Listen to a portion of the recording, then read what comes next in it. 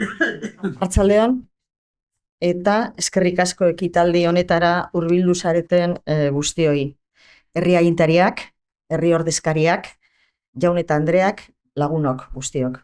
Ongi etorriak izan zaiteze Francisco Javier de Landaburu Kazetaritza Forora. Eurobaskek eta kazetarien elkarteak eta elkargoak nirekin batera Amaia Goikoetxea presidenteak ordezkatuta topaketa hauen 4. edizioa antolatzen dugu gaur. Eta horrela, Europako gaien komunikazioa eta zabalkundea bultzatzeko konpromisoa berrizten dugu. Ongi etorri eta eskerrik asko gaurko gure gonbidatuei, ohore handia da guretzat jardunaldi honetan gugaz izateagatik, Juanjo Álvarez, Ramon Jauregi eta Olatz Barriuso ere eskerrik asko. Es un honor que hayan aceptado nuestra invitación en esta jornada que hemos titulado Europa ante un nuevo orden mundial. El pasado sábado celebrábamos el Día de Europa y recordábamos el 9 de mayo de 1950. En aquella fecha se presentó un documento, una propuesta audaz, que la historia ha bautizado como la Declaración Schuman. Aquel texto nació con una misión clara: evitar que el suelo europeo volviera a regarse con la sangre de una tercera guerra mundial. Hoy, aunque el continente vuelve a sufrir la guerra de la invasión rusa en Ucrania, podemos afirmar que la idea de 1950 sigue siendo nuestra mayor fortaleza. La Unión Europea no es solo un mercado, es el proyecto de convivencia más ambicioso, exitoso y único en el mundo. Sin embargo, el escenario ha cambiado drásticamente. Durante décadas vivimos bajo la convicción de que el proyecto europeo traería la paz eterna y que las normas internacionales serían las reglas de juego que garantizarían nuestra libertad y progreso. Hoy, ese mundo regido por normas está siendo sustituido por un orden irreconocible, casi hostil. Nos enfrentamos a un cambio de paradigma. Nos movemos entre potencias agresivas y aliados que parece que se alejan. Los consensos sobre los que edificamos nuestra prosperidad parecen haberse roto. Surgen otras cuestiones que debemos resolver. ¿Cómo proyectar fuerza hacia afuera si estamos fragmentados por dentro? No hay soberanía europea posible sin cohesión interna. No podemos defender nuestro modelo en el mundo si no somos capaces de actuar como un solo bloque frente a todos los desafíos críticos. Para arrojar luz sobre todas estas cuestiones hemos trasladado a nuestros invitados algunas preguntas que definen esta época. ¿Qué papel debe jugar la Unión ante este nuevo orden mundial? ¿Cómo alcanzamos una verdadera soberanía en sectores críticos? ¿Cómo puede Europa defender sus intereses sin traicionar sus valores? Y, en definitiva, ¿podemos recuperar nuestra voz en los grandes asuntos globales?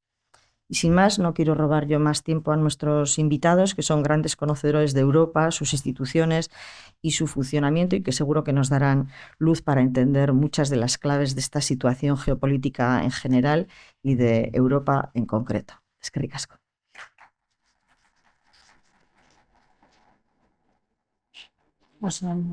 Bueno, arratsaldeon. Estela ez da grabatzen. Kendu zu.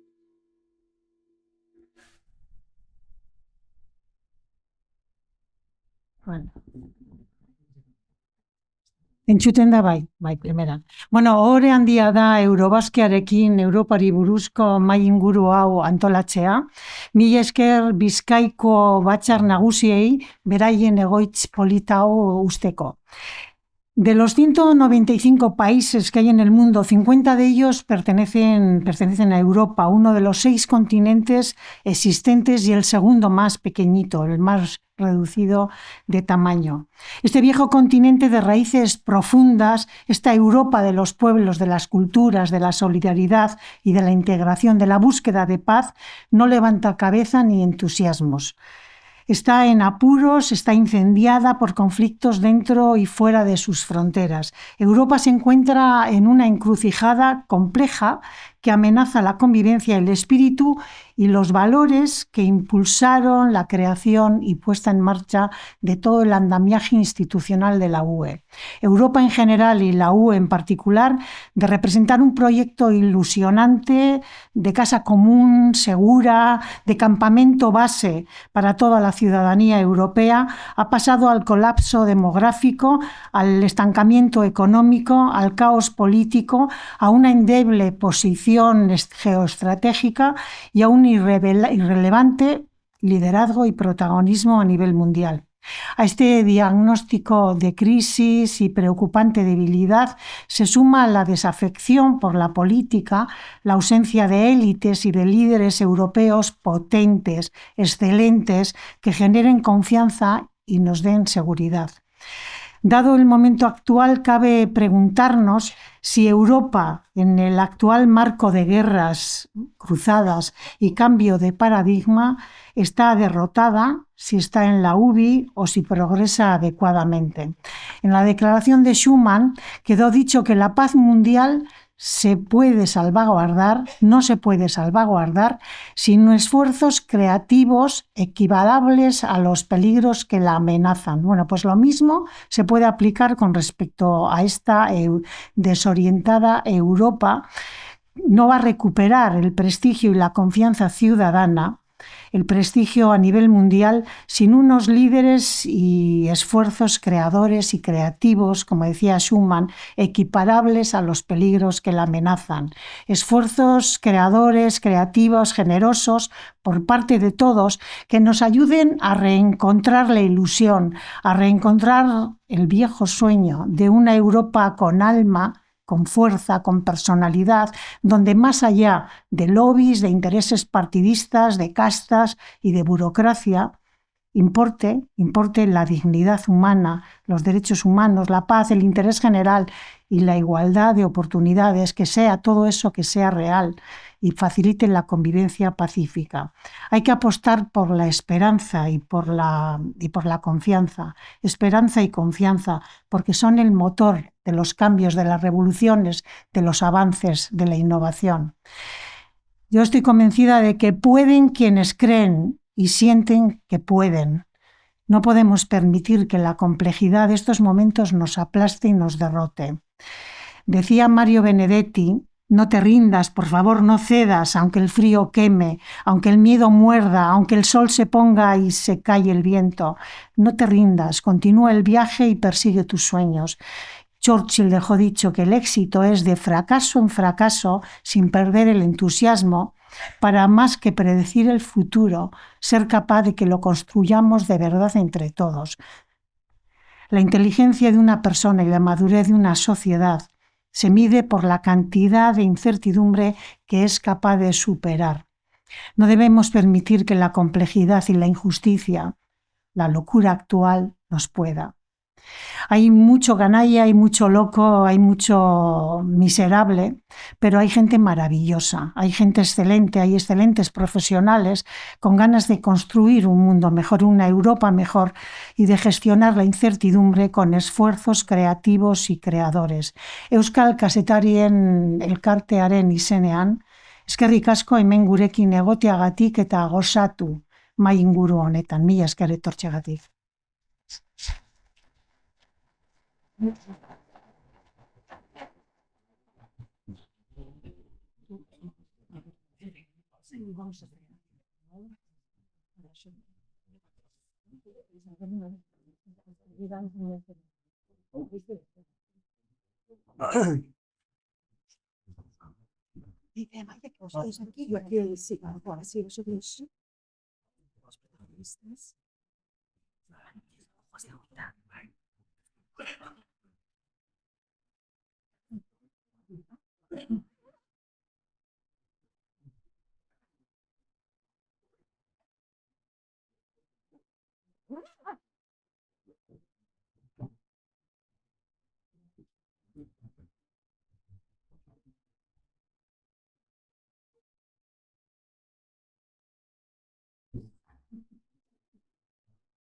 Bueno, arratsalde on, Denoi, ongi etorri, eskerrik asko etortzeagatik. Buenas tardes a todos, bienvenidos a esta mesa redonda que ya han presentado perfectamente Irune y Amaia, así que no me voy a enrollar demasiado para que hablen Ramón y Juanjo, que es a quien habéis venido a escuchar. Europa ante un nuevo orden mundial. Vivimos efectivamente una etapa de transformaciones profundas, la guerra ha vuelto al continente europeo, las tensiones entre grandes potencias marcan la agenda internacional, las alianzas que dábamos por hechas parece que ya no se sostienen y al mismo tiempo dentro de la Unión Europea crece la polarización política, las diferencias entre los Estados miembros, el debate sobre las reformas necesarias para garantizar el futuro y, en definitiva, sobre el proyecto común que queremos construir. En este contexto, Europa se enfrenta a preguntas decisivas que espero que los dos ponentes que ahora paso a presentar nos respondan esta tarde hasta las 8 que estaremos aquí. ¿Puede seguir Europa siendo una potencia basada en valores y reglas? ¿Debe reforzar su autonomía estratégica? ¿Cómo proteger el modelo social europeo y el consenso entre los ciudadanos de Europa? Les paso ya a presentar, aunque los conocen de sobra, a Ramón Jáuregui y Juanjo Álvarez, con extensos currículums los dos. Ramón, ingeniero técnico, abogado, consejero de Justicia y Trabajo del Gobierno vasco, vicelehendakari, delegado del Gobierno, secretario general de la UGT de Euskadi, concejal en el Ayuntamiento de Donosti, ministro de la Presidencia y diputado del Parlamento Europeo, además de, por supuesto, profundo conocedor de las instituciones europeas y de los retos políticos de la UE. Y Juanjo Álvarez, que es jurista, académico, catedrático de Derecho Internacional Privado de la EHU, es también secretario de Governance, el Instituto para la Gobernanza Democrática, es investigador principal de la Fundación E-Atlantic, vicepresidente de Jaquiunde, analista habitual, le habrán escuchado ustedes, de la actualidad internacional y europea. Así que, sin más dilación, les doy paso y, si les parece, dividiremos esta charla en 4 bloques para que también, bueno, pues resulte ágil y de alguna forma se puedan tocar todos los temas que bueno, pues ahora mismo nos preocupan. Y al final dejaremos un espacio para que ustedes puedan hacer preguntas tanto a Ramón Jáuregui como a Juanjo Álvarez. El primer bloque, bueno, lo he llamado como la propia charla, ¿no? El papel de Europa en el nuevo orden mundial. Y empezaría preguntando a nuestros invitados cómo hemos pasado de dar por hecho un orden mundial basado en reglas, en la multipolaridad, en la cooperación, a este nuevo escenario geopolítico en el que se encuentra la UE, dominado por la competencia, los bloques y las guerras. Bueno, ¿quién quiere empezar? Pues como queráis, Arratsaldeon guztioi. Arratsaldeon guztioi eta eskerrik asko zure gonbidagatik. Yo querría empezar diciendo que el cambio que se ha producido es consecuencia en gran parte de una transformación brutal que ya se ha dicho, en parte Irune y Amaia lo han señalado, en estos últimos años, pero no creo que sea solo una cosa de Trump, ¿no? Como suele decirse habitualmente. Yo pienso que las puertas del infierno de este cambio a este mundo desordenado se inicia sustancialmente con motivo del atentado de las Torres Gemelas. Y todo lo que viene después transforma el mundo. Empiezan las invasiones de Irak, Afganistán, la primavera árabe, el fracaso de la primavera árabe, los cambios geopolíticos en el Oriente Medio, hasta la guerra de Irán. Pero todo esto no es solamente una cosa de Trump, ¿no? Desgraciadamente es más complicado y más profundo. Y ciertamente nos están dibujando un mundo hostil, sí, cabe llamarlo así. Irune tenía dudas de llamarlo hostil. No, es absolutamente hostil para la Unión Europea, porque la Unión Europea nació y vivió en un mundo totalmente distinto, un mundo del diálogo, un mundo regido por los acuerdos de Potsdam y de Yalta, que establecían, entre otras muchas cosas, el principio de la soberanía de los estados y la prohibición del uso de las armas unilateralmente frente a cualquier conflicto. De manera que todo ese principio del que se derivan las instituciones internacionales, ese mundo del multilateralismo, de la cooperación, del diálogo, todo ese mundo construido sobre la base de la, digamos, de la construcción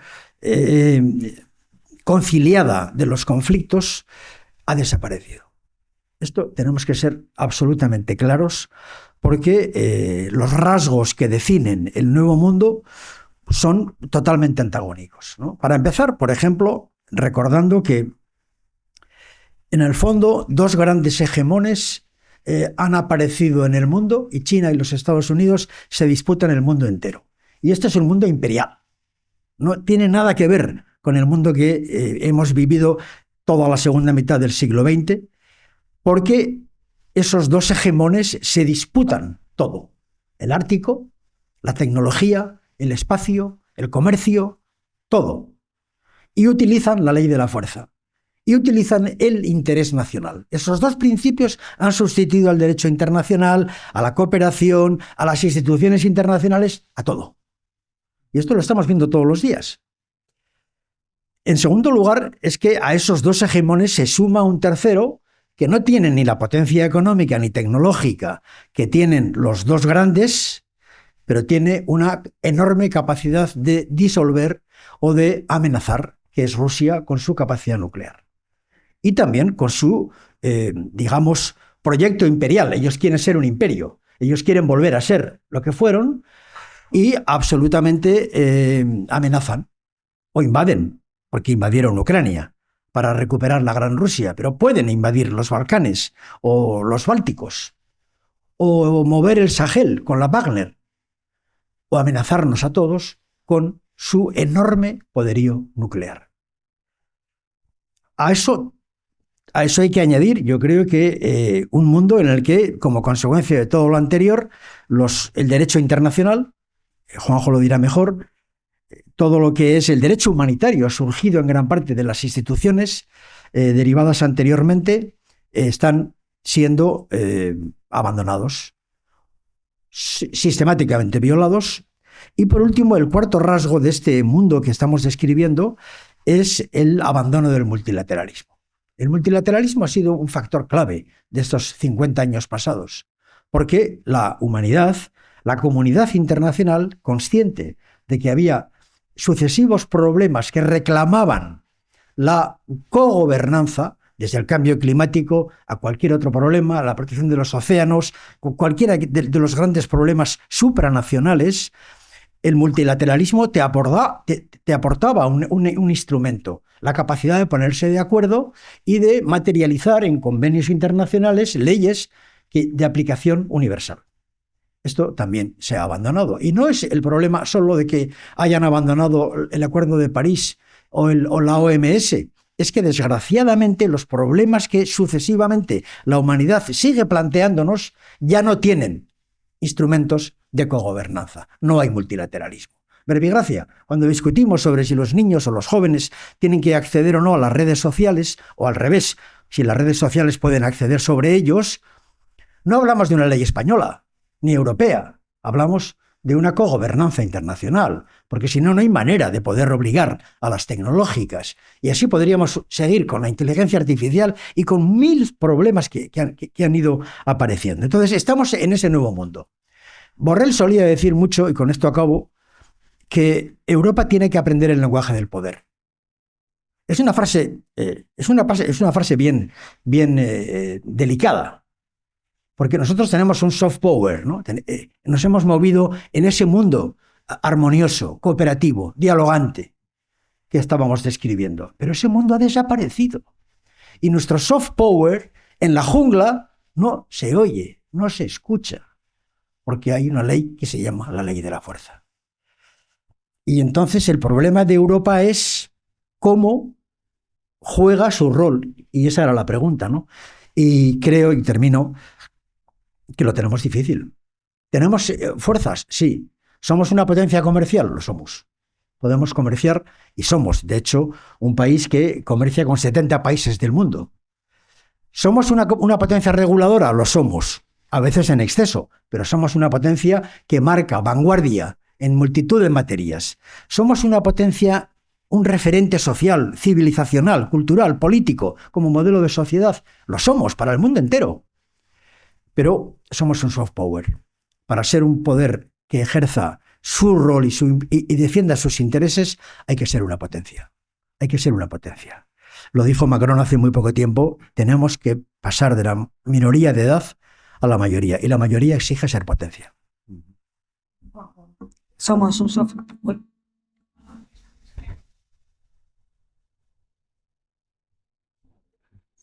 Bueno, arratsalde on guztioi. Además del agradecimiento a Eurobasket y a la asociación y a todos ustedes por estar.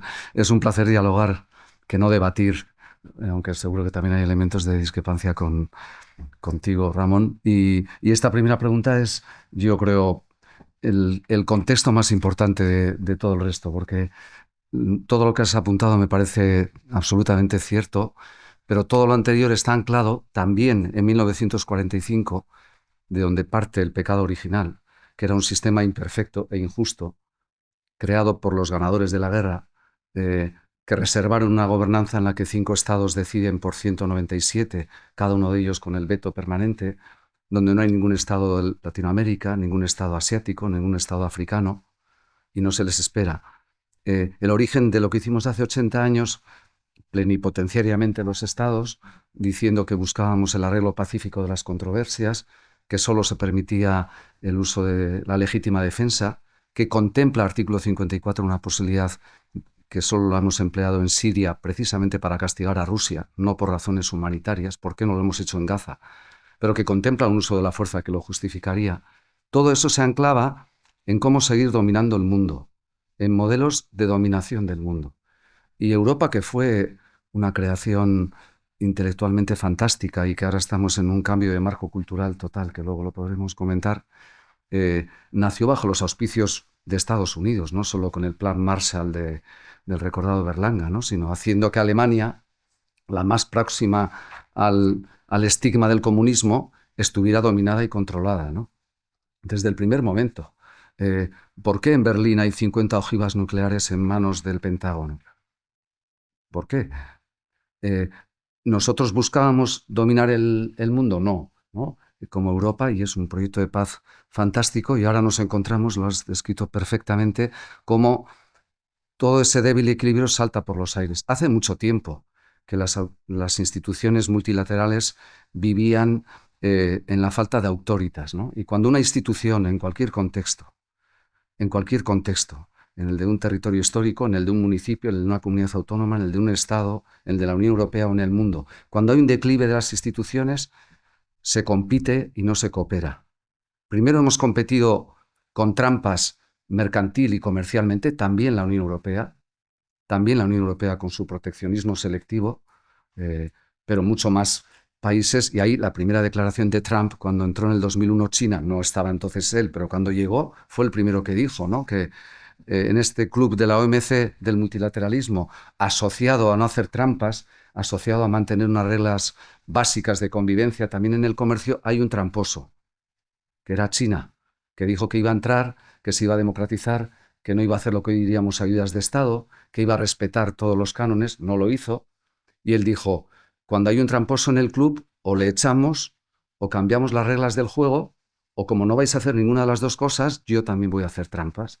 Y se sintió legitimado para hacer aranceles. Ya los hizo, pero es que Biden los multiplicó por 3. Con respecto a China, echó a todas las empresas chinas de allí. O sea que tampoco es algo que viene de Trump.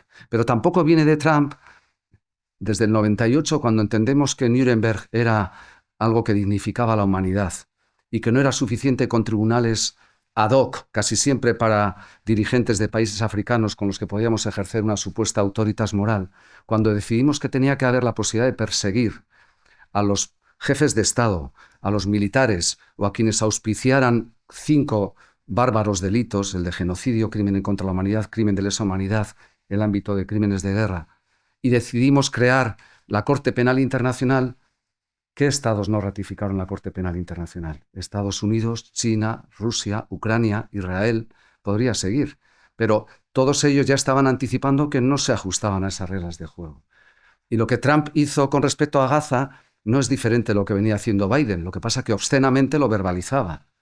Pero se permitía exactamente igual esa vulneración bajo el argumento de legítima defensa, existente después de la barbaridad del 7 de octubre, pero que no permite ni posibilita saltarte lo que supone, ¿no? Entonces, el pacta sunt servanda, ¿no? La idea de que lo que se pacta se cumple, lleva mucho tiempo que no se hace. Y en medio estamos una realidad con dos almas, intergubernamental y supranacional, que es lo que somos Europa, contaminados por el egoísmo de los estados, donde lo supranacional desgraciadamente se queda empequeñecido, pero que sigue conservando la idea de que no queremos dominar a nadie.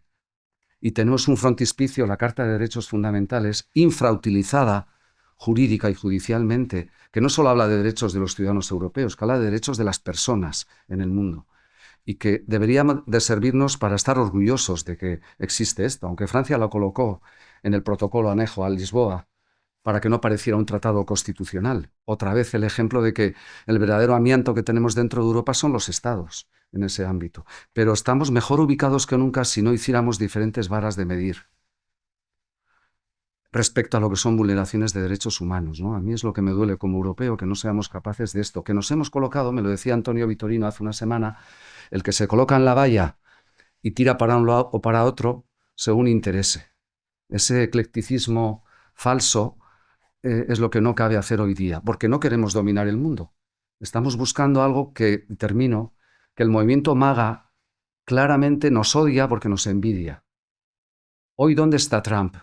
Está practicando el pragmatismo yéndose a ver a Xi Jinping a China. Le respeta porque es contra quien quiere discutir. A nosotros nos tiene envidia en lo que tiene que ver con la protección del estado de bienestar, con el sostenimiento de un modo de vida, compararnos con vivir en Rusia antes también de lo que ha ocurrido ahora, o en Estados Unidos con su capitalismo caníbal, o en China, o en Brasil.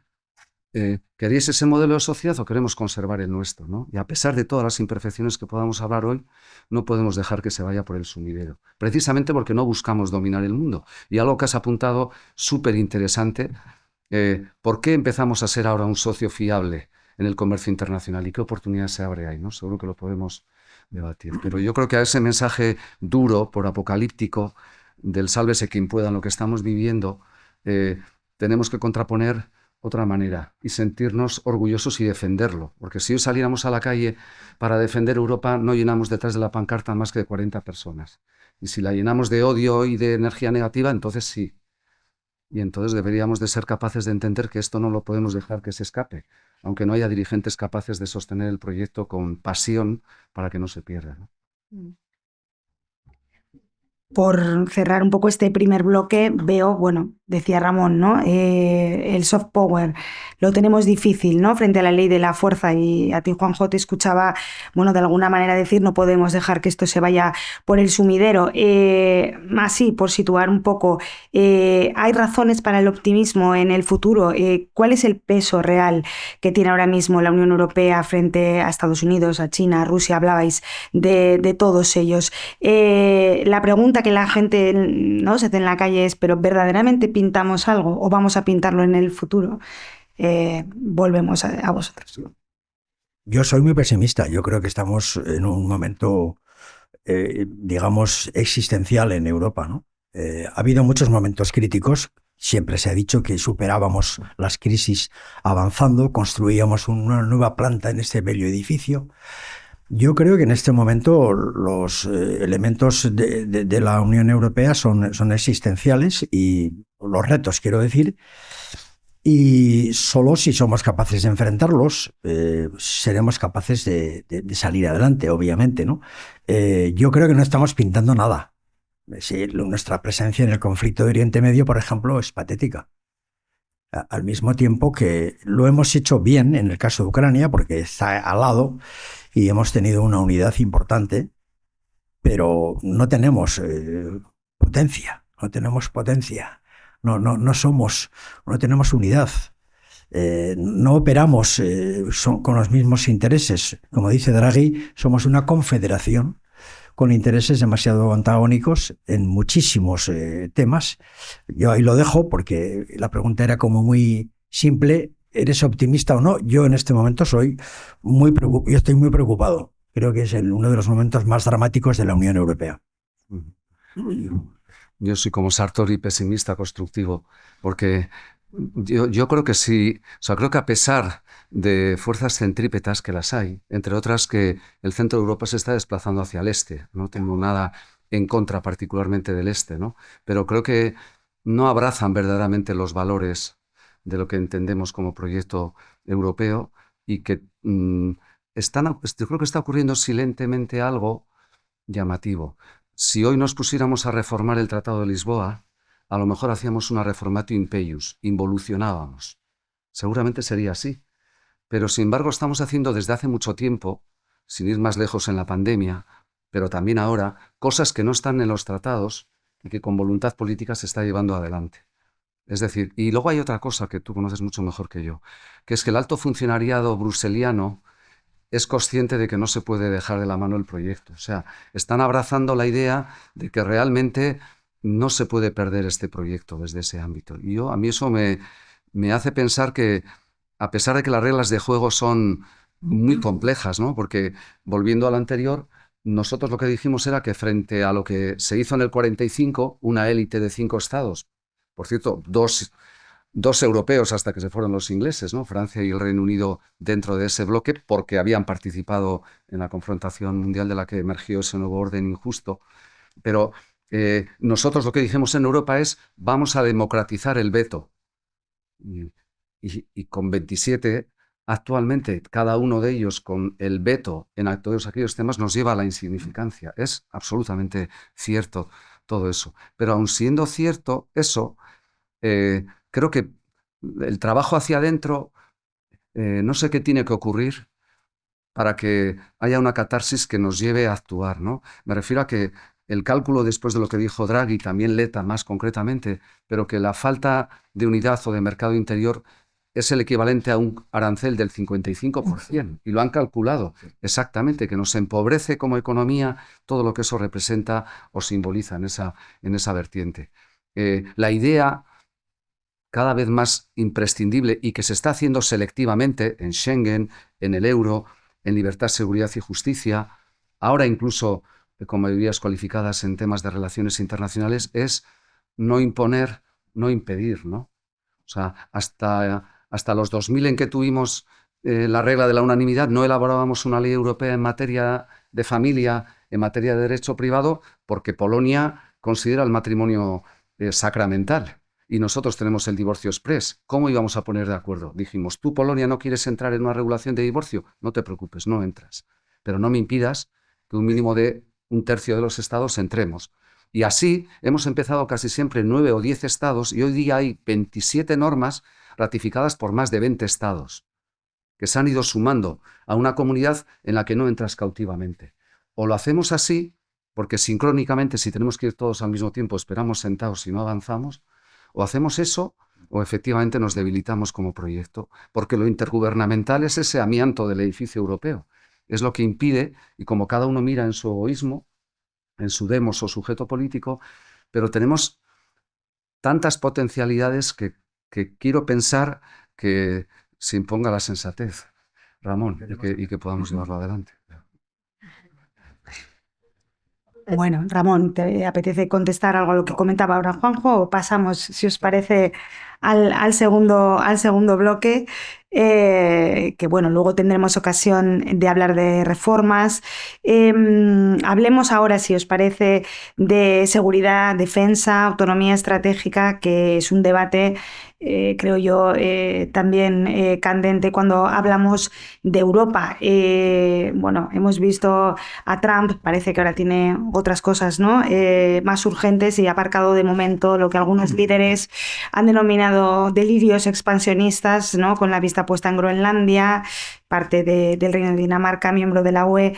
También la ofensiva arancelaria, ahora, bueno, está centrado en dar salida a la guerra de Irán. Sin embargo, la pregunta que os lanzaría y a partir de ahí, bueno, pues lo desarrolláis como os parezca. ¿Sigue siendo viable el modelo en el que Europa depende militarmente de Estados Unidos? Hay que pensar, pero ya de verdad, que Estados Unidos ya no es un aliado.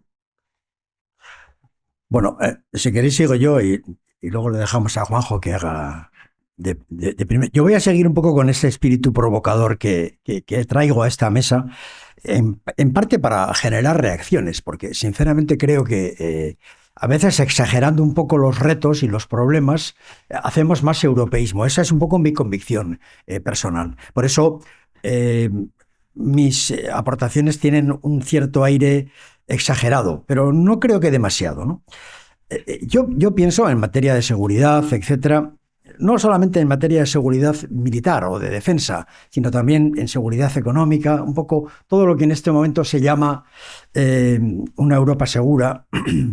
Tiene como tres grandes problemas que se han producido porque Europa está despertando a todo lo que está ocurriendo en estos últimos tiempos y estábamos viviendo un sueño feliz, porque hemos vivido, bueno, relativamente, no era un sueño, pero estábamos construyendo Europa, pero estábamos en un mundo que no era tan hostil como el que estamos. Entonces, ¿qué ha pasado? Bueno, primero, insisto que voy a ser un poco provocador, que la guerra ha llegado a nuestras vidas. Señoras y señores, yo lo siento, tengo que decirlo así. La guerra ha llegado a nuestras vidas. Nunca creíamos que iba a llegar, pero ha llegado. Está aquí al lado. Está en Ucrania. Y Rusia amenaza a los bálticos o a Polonia. Y son Europa y nos van a pedir que les ayudemos si es que ese ataque se produce. Pero luego están los Balcanes. Desde Bruselas siempre se dice que hay que lanzar un radio de 1000 kilómetros o de 2000 kilómetros y descubrir que toda nuestra vecindad está incendiada. En Ucrania, en los Bálticos, en el este, en los Balcanes, en Turquía, bueno, en Oriente Medio, fíjate, inclusive en el Sahel, en todos los países debajo del Sáhara. Y esa conflictividad nos llega. Hay ataques cibernéticos constantes. Rusia opera en el ámbito cibernético, en las realidades políticas de cada una de las naciones. La guerra ha llegado a nuestras vidas, nos está afectando en los precios. Es evidente. En segundo lugar, lo que ha ocurrido es que hemos descubierto que estamos solos. Ha llegado la guerra y estamos solos, porque hasta ahora teníamos a Estados Unidos. Pero Estados Unidos, al conflicto de de Ucrania, está con Rusia, no está con Europa. Estados Unidos mira a Asia, no le importa Europa. Estados Unidos amenaza con abandonar OTAN y en cierto modo lo está haciendo ya. Y es más, Estados Unidos nos ha llegado a amenazar con invadir Groenlandia, porque la disputa del Ártico le importa mucho más que Europa. Entonces, nos hemos descubierto que tenemos la guerra, que estamos solos y más, que estamos desnudos. Porque no tenemos sistema defensivo común. No lo tenemos.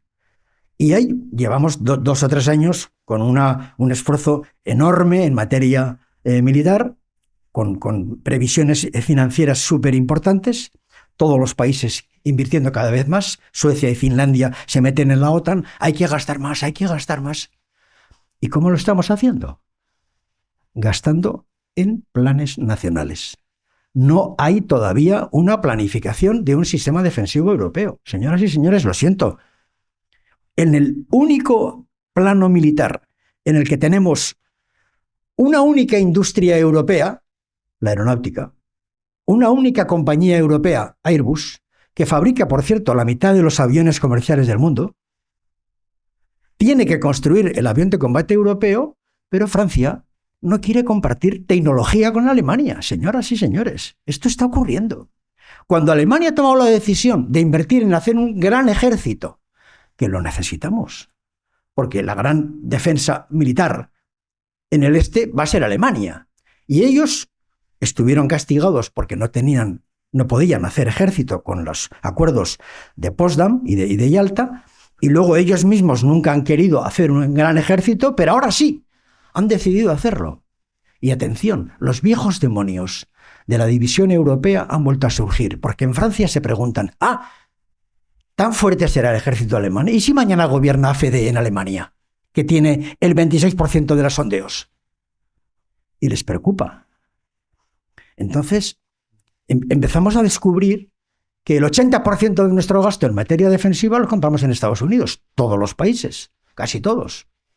Es decir, no hay una articulación militar europea suficiente, y los conflictos internacionales sobre lo que será una industria militar europea no los hemos siquiera afrontado, porque va a haber que decidir quién hace la fragata, quién hace el submarino, quién hace los tanques.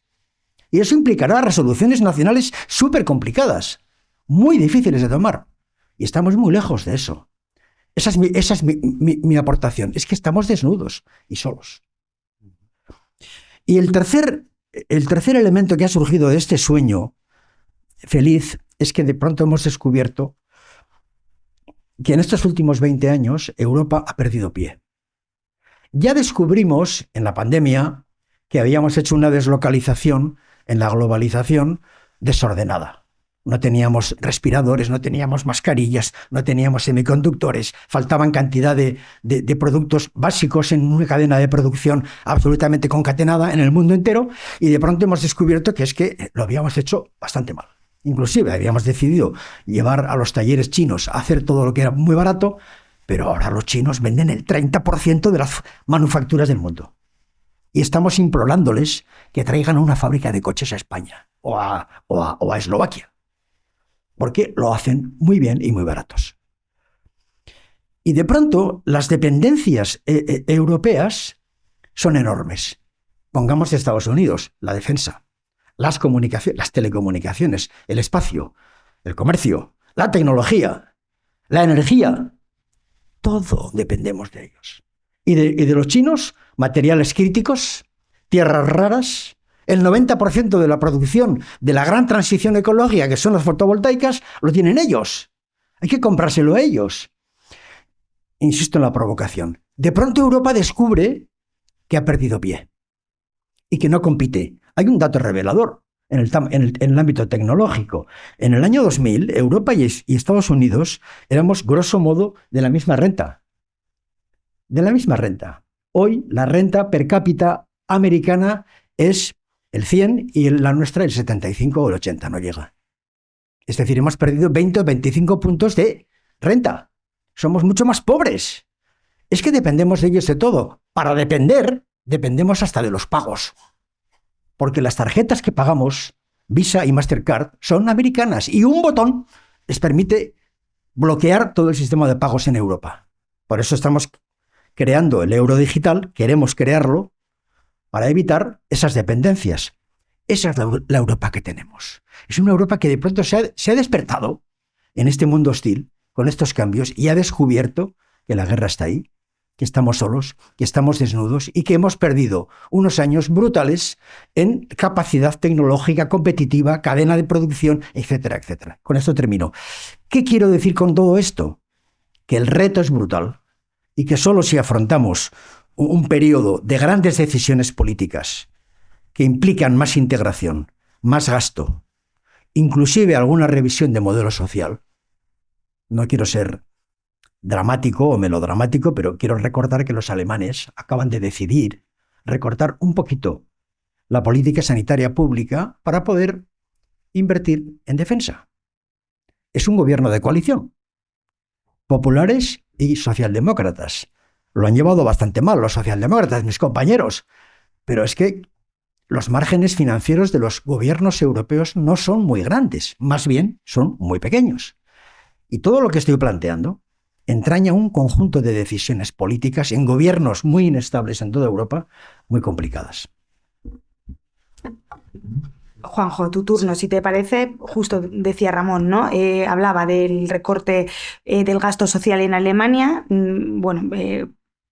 Plantearía yo también, ¿no? El debate sobre la necesidad de que los países de la UE incrementen su gasto en defensa. Se puede y se debe invertir más, aunque eso pueda comprometer el gasto social. Yo te la lanzo, pero bueno, también, no sé si opinas que estamos solos y desnudos y que hemos perdido pie. Ahí te lo dejo. Vale, yo complementando cuestiones. Primero, históricamente ya ocurrió. Hay que recordar a Messina y todo lo que supuso aquel tratado cuando Francia hizo fracasar la defensa europea, porque no estaba suficientemente madura la idea de que los que se habían confrontado en la guerra ponían en mano en común ya no el carbón y el acero, sino incluso un ejército, ¿no? No digo, no es el caso, evidentemente, en este momento, pero sí habría algunas cosas que, por cierto, ¿por qué está en Toulouse y en Bordeaux la industria aeronáutica? Porque era la más alejada del frente de guerra con Alemania. ¿Y dónde estamos nosotros? En el Atlántico, en la mejor zona para poder desarrollar hoy día todo lo que tenga que ver con ámbitos estratégicos. Y creo que eso lo tenemos que hacer valer, porque ese tipo de inercias históricas llegan hasta hoy. Y no creo que habría que olvidarse de ese detalle. Segundo, Estados Unidos nunca ha sido fiable. Kosovo, que es candidato a la Unión Europea, es un ejemplo de vulneración del orden internacional, alterando los acuerdos de Dayton, alterando unilateralmente las fronteras y posibilitando la creación de un Estado donde tiene una importante base militar Estados Unidos bajo el argumento étnico, que el 98% eran albano-kosovares. Cuando otra provincia cercana, con ese mismo equivalente de serbios, pidió lo mismo, se le dijo que no. Y Kosovo para la imagen colectiva de Rusia es muy importante. Y lo que pide el ministro de Exteriores ruso para el Donbass es lo mismo que para Kosovo. Dejadme decidir. Y permitisteis alterar una soberanía territorial. Esto es incómodo escucharlo, pero es que es real. Y yo no soy pro-Putin, que me parece un sátrapa, pero tampoco me parece normal las sanciones decretadas no por Naciones Unidas, porque no las pudo adoptar por el veto ruso, sino por Estados Unidos, Canadá, Reino Unido y la Unión Europea a Rusia. ¿Bien hecho por vulneración del orden internacional? Sí. ¿Por qué no a Israel? 2. ¿Por qué a los particulares rusos también? Porque si hoy importas tú de San Petersburgo un bolso de 400 euros a Bilbao, te puedo cerrar el comercio y poner 500.000 euros. De particular a particular. ¿Por qué esa exacerbación de unas sanciones en un campo? 4. ¿Por qué nunca hemos hecho con Rusia lo que hemos hecho con otros estados? ¿Arabia Saudí es un ejemplo de derechos humanos? ¿Turquía es un ejemplo de derechos humanos? No ha invadido Ucrania, completamente de acuerdo. Pero Turquía ha hecho lo que ha hecho, hasta un autogolpe para masacrar a las minorías. Y le llenamos de millones. Y es el país otaniano por excelencia. Recibe la energía baratísima de Estados Unidos y es el Shanghái del siglo XXI. Están yendo muchas empresas vascas, algunas cooperativas, a la parte asiática de Turquía, porque es mano de obra barata, excelentemente comunicada, segura geopolíticamente y con una energía como Alemania, cuando a Alemania le permitió a Estados Unidos lo que no nos permitió a los demás estados, que es intercambiar tecnología por energía barata. Eso es lo que se permitió a Alemania y no se permitió al resto de estados. Y no estoy buscando en ningún caso legitimar la barbaridad de lo que ha hecho Rusia, pero que miremos históricamente lo que ha sucedido. Y como detrás estaba Estados Unidos, conservamos ese orden de que nos protege, ¿no? Pero claro, la energía también nosotros la recibíamos en el gas y en el petróleo de Rusia. Razonablemente barata, mucho más barata Alemania, que por eso era más competitiva que nosotros. Tampoco porque hicieran mucho mejor las cosas que nosotros, desde ese punto de vista. Pusimos toda la cesta de nuestra dependencia energética ahí. Francia ha complicado geoestratégicamente cualquier otra solución porque no le ha interesado que haya realmente competitividad en ese tema. También lo tendríamos que mirar. Porque es el país supuestamente europeísta frente al atlantista que era Alemania, y yo no me lo creo desde ningún punto de vista. Son los más egoístas, egocéntricos y autárquicos, a pesar de los grandes discursos de Macron en este caso y de otros muchos anteriores dirigentes, ¿no? Y también cometimos un gran error pensando que el maná del comercio iba a estar en el sudeste asiático, ¿no? Los fenicios nos ganan de calle en todo eso, ¿no? Entonces es verdad que es fácil ver errores estratégicos, pero todo lo que apuntabas tiene además un componente emocional. O sea, para todos los que estamos aquí, todas las que estamos aquí, Europa ha sido un proyecto de paz, de reconciliación. Y ahora nos hablan de seguridad y de defensa. Y parece contra natura tener que decir que hay que jerarquizar recursos y que es necesario atenderlo. Pero es que los tiempos han cambiado. Por cierto, ¿por qué el militar que dirige la OTAN en Europa es un americano? ¿Acaso no hay un militar europeo capacitado? Pues porque no nos ponemos de acuerdo. ¿Por qué no nos ponemos de acuerdo? También en eso hay un componente a evaluar. Y luego, quienes lo saben, y lo escuchamos en La Granja hace 2 años por militares que saben, decían, para crear un verdadero ejército europeo, si algún día lo hay, pongamos 10 años, una década como mínimo, donde la tecnología es un factor y los otros elementos estratégicos también, ¿no? Entonces, es un cambio complejísimo, sin duda, desde ese punto de vista, pero yo solo pretendía provocar y relativizar un poco sobre también por qué hemos dejado de lado la diplomacia. La diplomacia, cuando se dice que Ucrania tiene que acabar con un acuerdo justo, ¿alguna guerra ha acabado con un acuerdo justo? Ninguna. Hay vencedores y vencidos. Siempre ha sido así. Y entonces, ¿por qué no ponemos el mismo empeño? Porque a Estados Unidos le ha interesado cronificar la guerra de Rusia porque debilita a China a través de la dependencia que tiene con la... Bueno, de hecho, lo de Irán también proviene de ahí, porque China buscó en el 21 un planteamiento alternativo para llegar al mercado del mundo por Irán. A través de India, mirad en el mapa y puedes pasar sin tocar una sola gota de océano. Y también detrás de eso está esta guerra en este momento, la hegemonía comercial. Yo creo que detrás de lo militar hay otro tipo de intereses siempre. Y para mí es claramente esto. Y en esa guerra, peor dicho, nosotros no tenemos que entrar. Y me pregunto por eso, ¿por qué hacemos diferentes varas de medir? ¿A qué esperamos para sancionar a Israel en lo que ha supuesto para tener la misma vara de medir ética en lo que supone una vulneración del orden internacional? Con la enorme dependencia que tenemos, muchas empresas vascas, todos los bancos, por ejemplo, de la ciberseguridad. Cuando se habla de boicot a Israel, ¿en cuántas casas industriales de nuestro país, Miquel, se dijo, cuidado, que nos quedamos sin la protección de la ciberseguridad? Y eso choca, no es hipocresía, choca con el realismo de lo que tenemos. De la misma manera que decir, rompemos lazos con Estados Unidos, pues no es tan sencillo, de la noche a la mañana. No es tan sencillo como un discurso, eso es real. Pero al menos en el terreno de los valores y principios tendríamos que demostrar una mínima coherencia, que creo que no la hemos tenido hasta el momento, ¿no?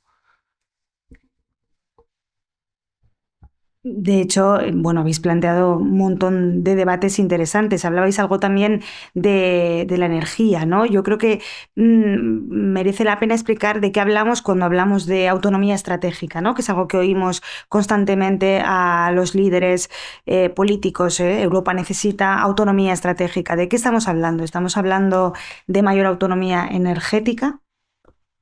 No, hablamos de todo lo que son dependencias actuales que nos hacen débiles, que nos dejan como una potencia irrelevante. Entonces, ¿cuáles son esas dependencias? Energéticas, por supuesto, porque Europa no tiene energía y importa todo, todas las energías. Superar, o sea, la autonomía estratégica es tener capacidad de generación energética propia, ya sea nuclear o sea renovable, y no depender del gas y del petróleo para producir energía. Y esto lleva años.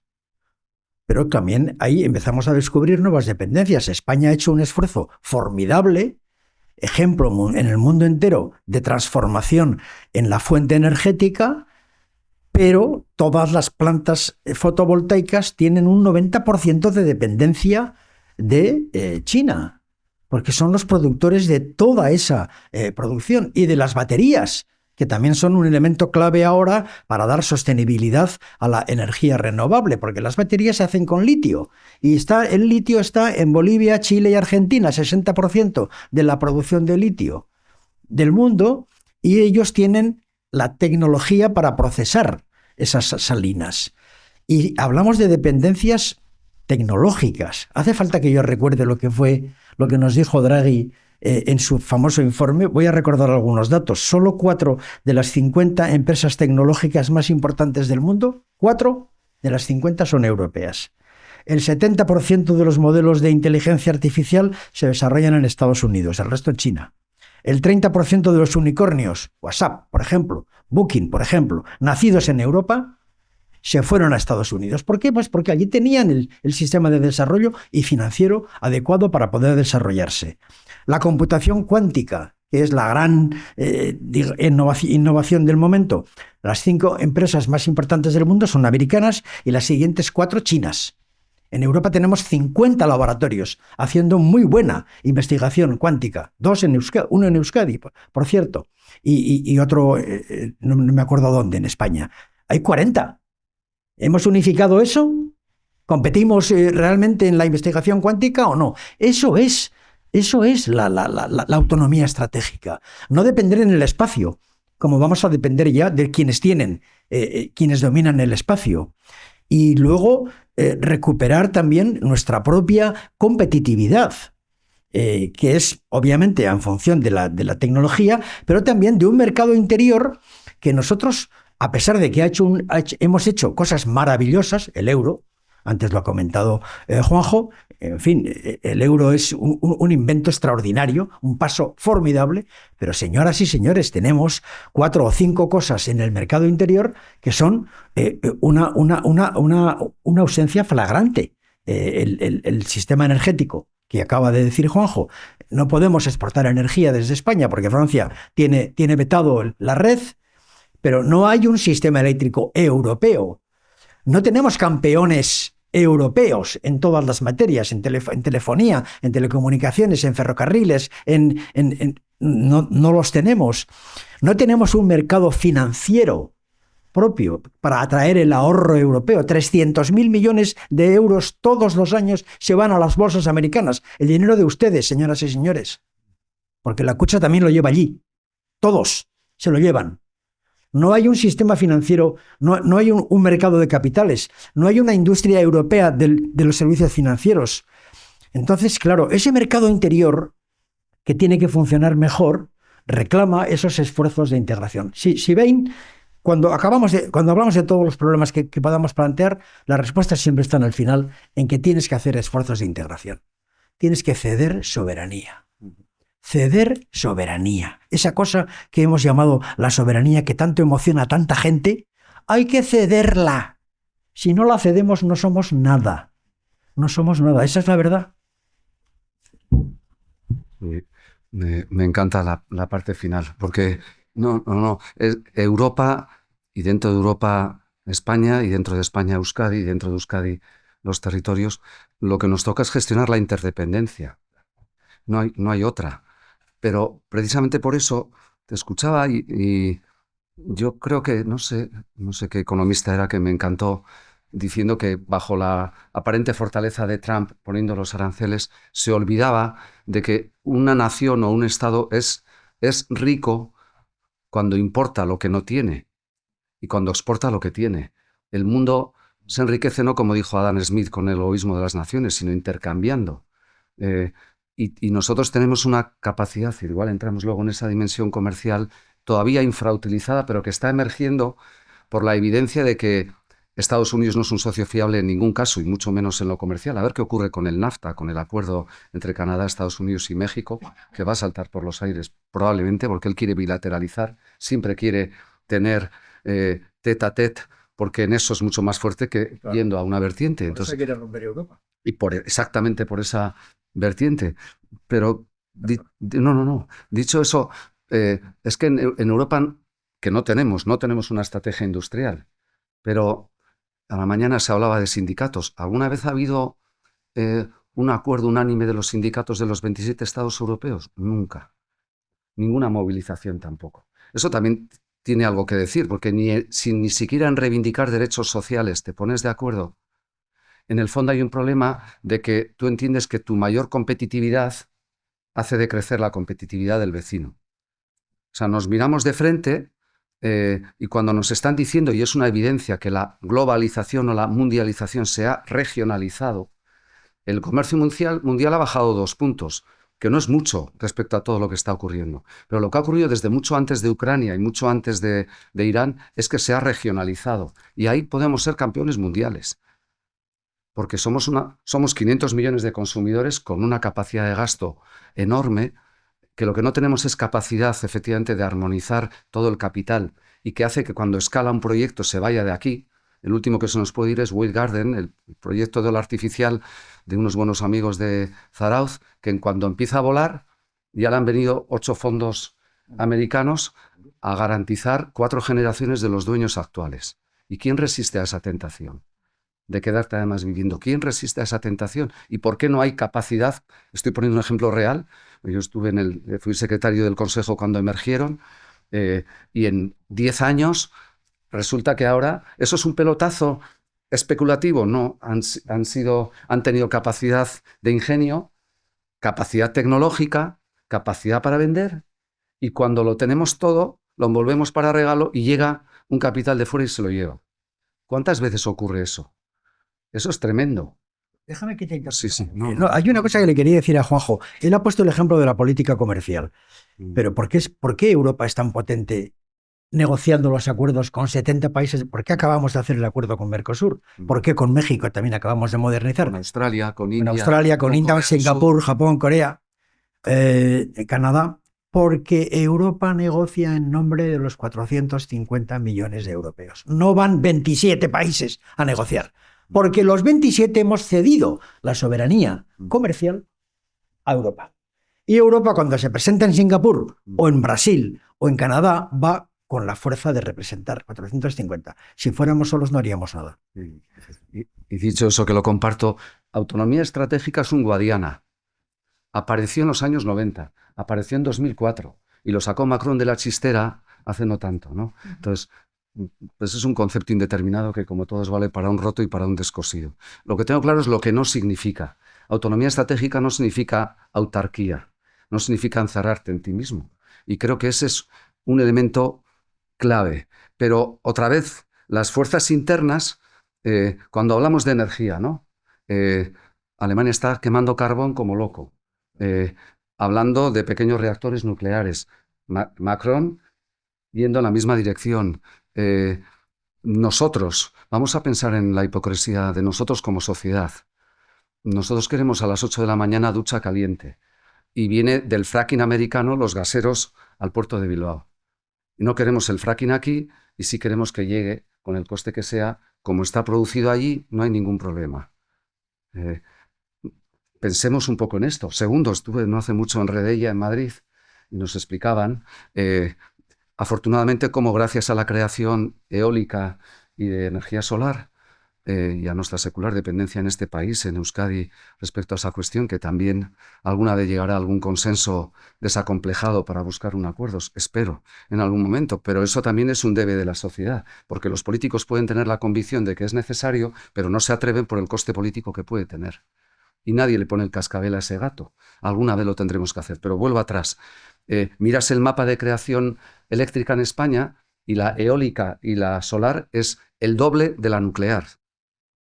En España, como tal. Pero analizas el precio y eso es lo que nos garantiza un precio sostenible. Mirad Italia, que está pegado también a Francia. Francia imposibilita la creación de una red eléctrica, que favorecería, entre otras cosas, si no entiendo de eso, pero lo lees y todo el mundo lo entendemos, que como no se puede depositar ni acumular la energía, de momento, se pierde toda la que va a la red. Si tú tuvieras una red en toda Europa, no habría un segundo de todos los días en que no se estuviera utilizando. Y harías subastas para los grandes necesitados de energía eléctrica que en las horas de meseta utilizaran prácticamente de manera gratuita esa energía. Está diagnosticado por los que saben. Y no hay manera de llevarlo adelante porque requiere que un Estado, en este caso Francia, lo acepte. Y no lo acepta. Eso no es un problema de Europa, es un problema de los Estados, que muchos dicen que ya no quieren ser Estados miembros, sino Estado-nación. Y Francia está chantajeando a la Unión Europea pensando en lo que ocurra en marzo del año que viene. Y que Le Pen va a llegar a la segunda vuelta, que puede ganar. Y, o me das esto, me suena a las negociaciones antes del Brexit.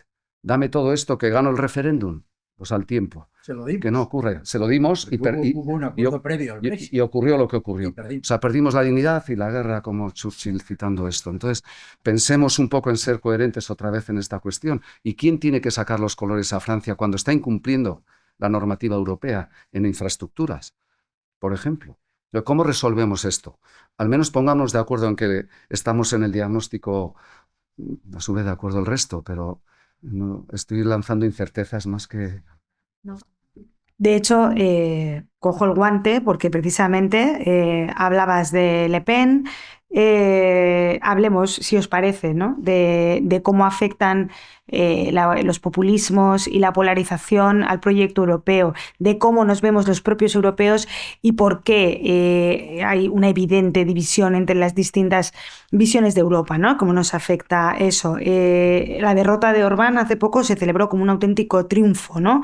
para Europa, pero no sé hasta qué punto creéis vosotros que el proyecto está amenazado por los extremismos, por el autoritarismo. ¿Se puede ser miembro del Club Europeo sin cumplir las reglas que inspiran el club? ¿Cómo lo veis? Yo creo que lo que pasó en en Hungría fue importante, pero no decisivo. Yo tengo la impresión de que, bueno, el que ha ganado tampoco es digamos, una esperanza, ¿no? De manera que yo miro el mapa y sigo viendo un crecimiento muy peligroso de los populismos, vamos a llamarlos así. También podemos llamarlos populismos neonacionalistas, en el sentido de que hay una reivindicación de la nación como espacio de resolución de los problemas frente a Europa. ¿Cuáles son los dos elementos que alimentan el populismo? En fin, más allá de los debates más abstractos sobre la democracia, las redes, etcétera, que dejo para otro espacio, ¿no? Yo creo que hay dos elementos nucleares en el proyecto europeo que están lesionando como una especie de carcoma el europeísmo. Uno es el tema migratorio y el otro es esa vuelta que le están dando los populismos a esa idea que en su día pronunció Ortega, que decía España como problema, Europa como solución. Pues ahora, desgraciadamente, esos populismos dicen Europa como problema, Eslovaquia, Italia como solución, ¿no? Un poco le han dado la vuelta a esa idea, reclamando la solución de sus problemas en su espacio nacional. Esos dos problemas, en mi opinión, son un carcoma, son un cáncer horrible.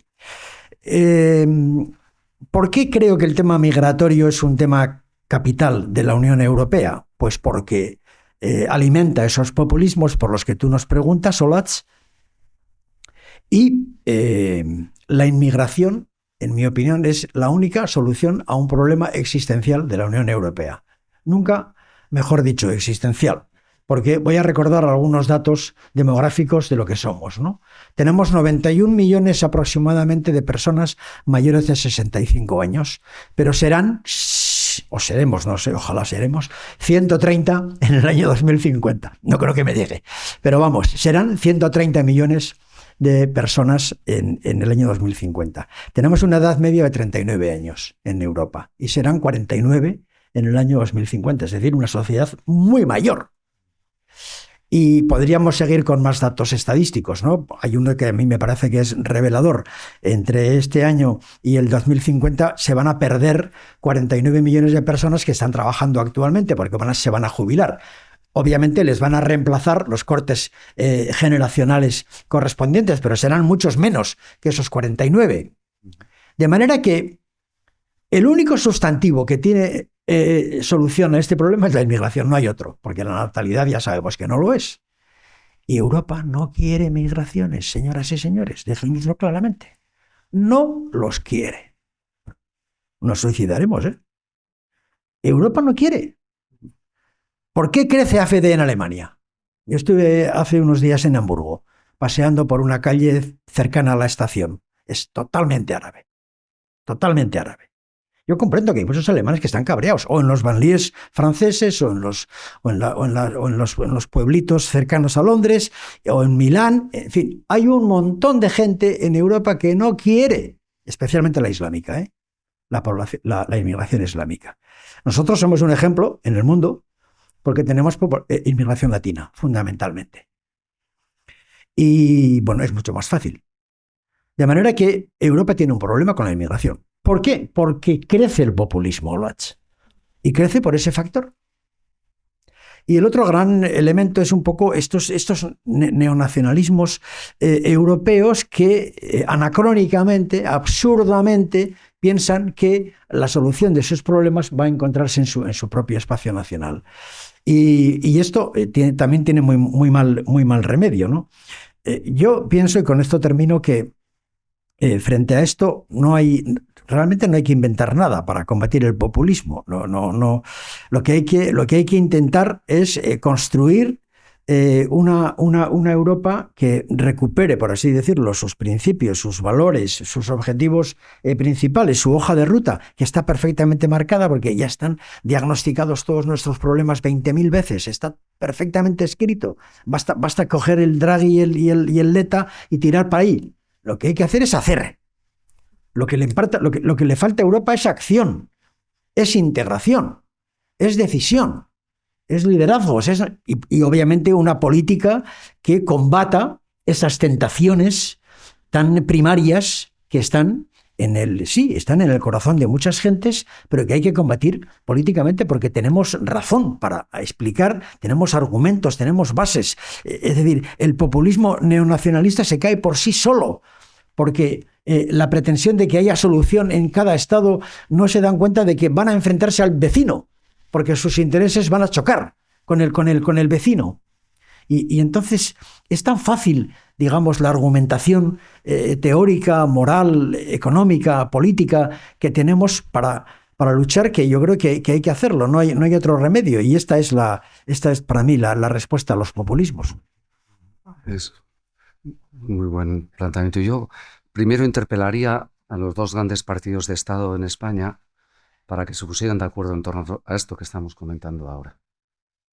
Me parece que si no somos capaces de encontrar entre el Partido Popular y el Partido Socialista un punto de encuentro respecto a lo que representa el populismo, se nos va la democracia por el atajo de llegar al poder por el poder, ¿no? Y eso implica corresponsabilidad, lo cual me parece que es un gesto de ingenuidad por mi parte excesivo, pero lo deberíamos de reivindicar como ciudadanía.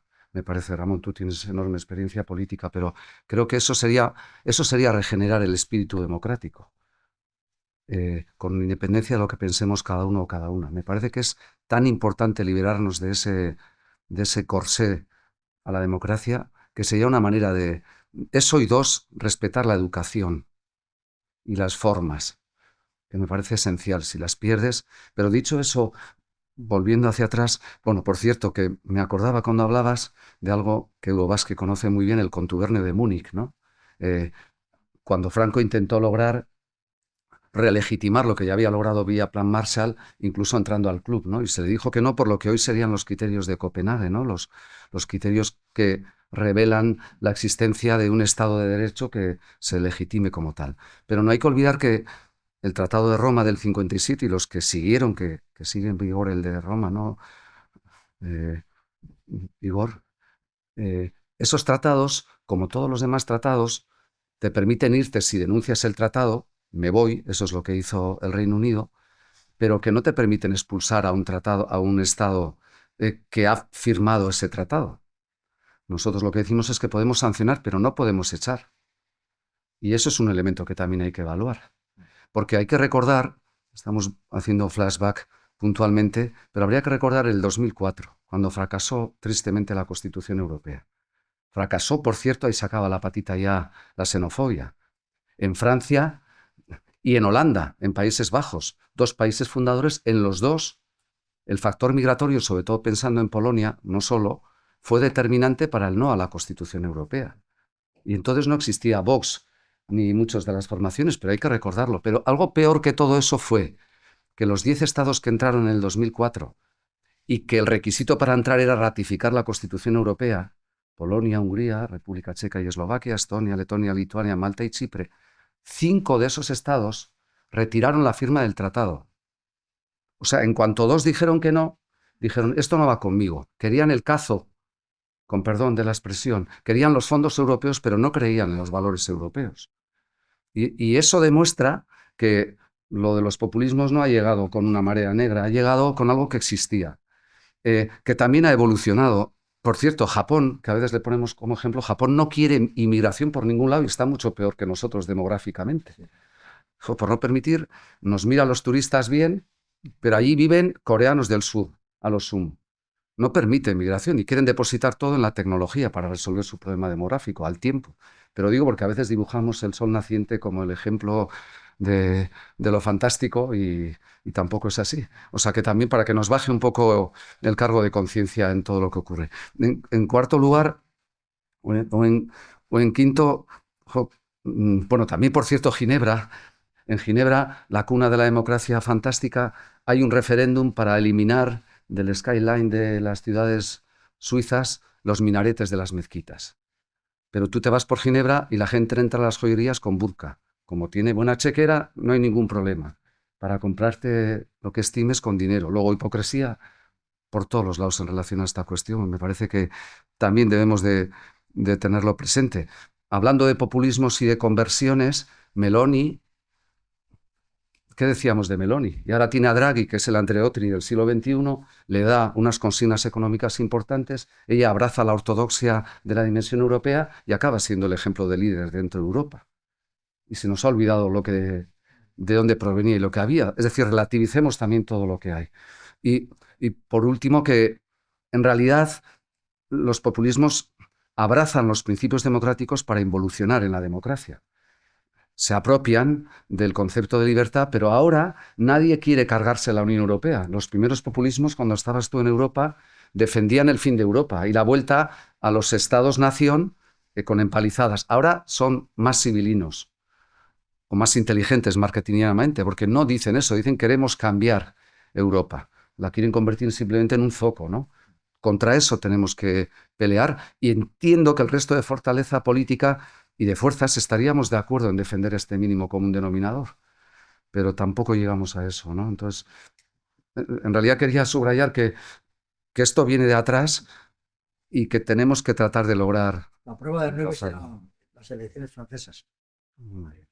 Esas sí que son. Pero bueno, no era más que para añadir, ¿no? No creo que gane Le Pen, porque en segunda vuelta siempre pierden. Pero si ganaran... Depende de quién pase a la segunda vuelta, porque está tan dividido. Depende. Si comparas las elecciones de este año con lo que pueda llegar, yo me pongo a temblar. Sí. Pero ojalá no.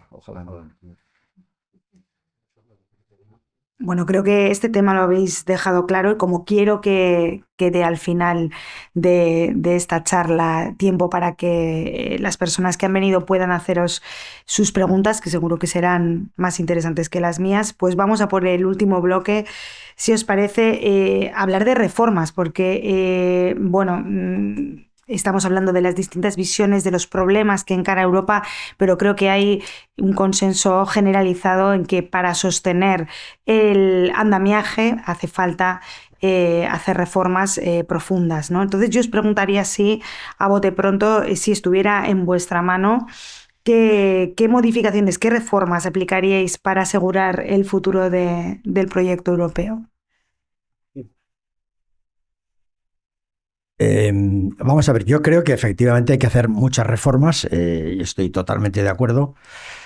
Una pequeña advertencia previa, ¿no? Hay mucha gente que defiende desde el europeísmo más acérrimo que hay que cambiar el tratado o los tratados y que por tanto hay que ir a un proceso constituyente, otra vez. Yo estoy absolutamente en contra de esto, lo digo de antemano. Los riesgos de ir a un proceso constitucional en Europa son brutales, porque las tensiones, digamos, de soberanía nacional frente a construcción europea avanzada son muy peligrosas. Y hay varias naciones, varios países con posiciones políticas como las que ya hemos descrito. Por tanto, no.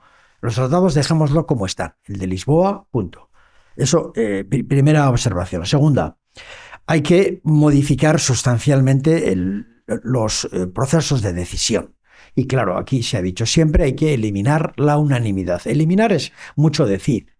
Hay que reducir la aplicación de la unanimidad, que en algunas materias me imagino que son imposibles de resolver. Pongamos la fiscalidad. Ya sé que también produce injusticias flagrantes, como por ejemplo que Irlanda tenga un 12% de impuesto de sociedades, frente al 20 y tantos que tenemos en el resto de Europa.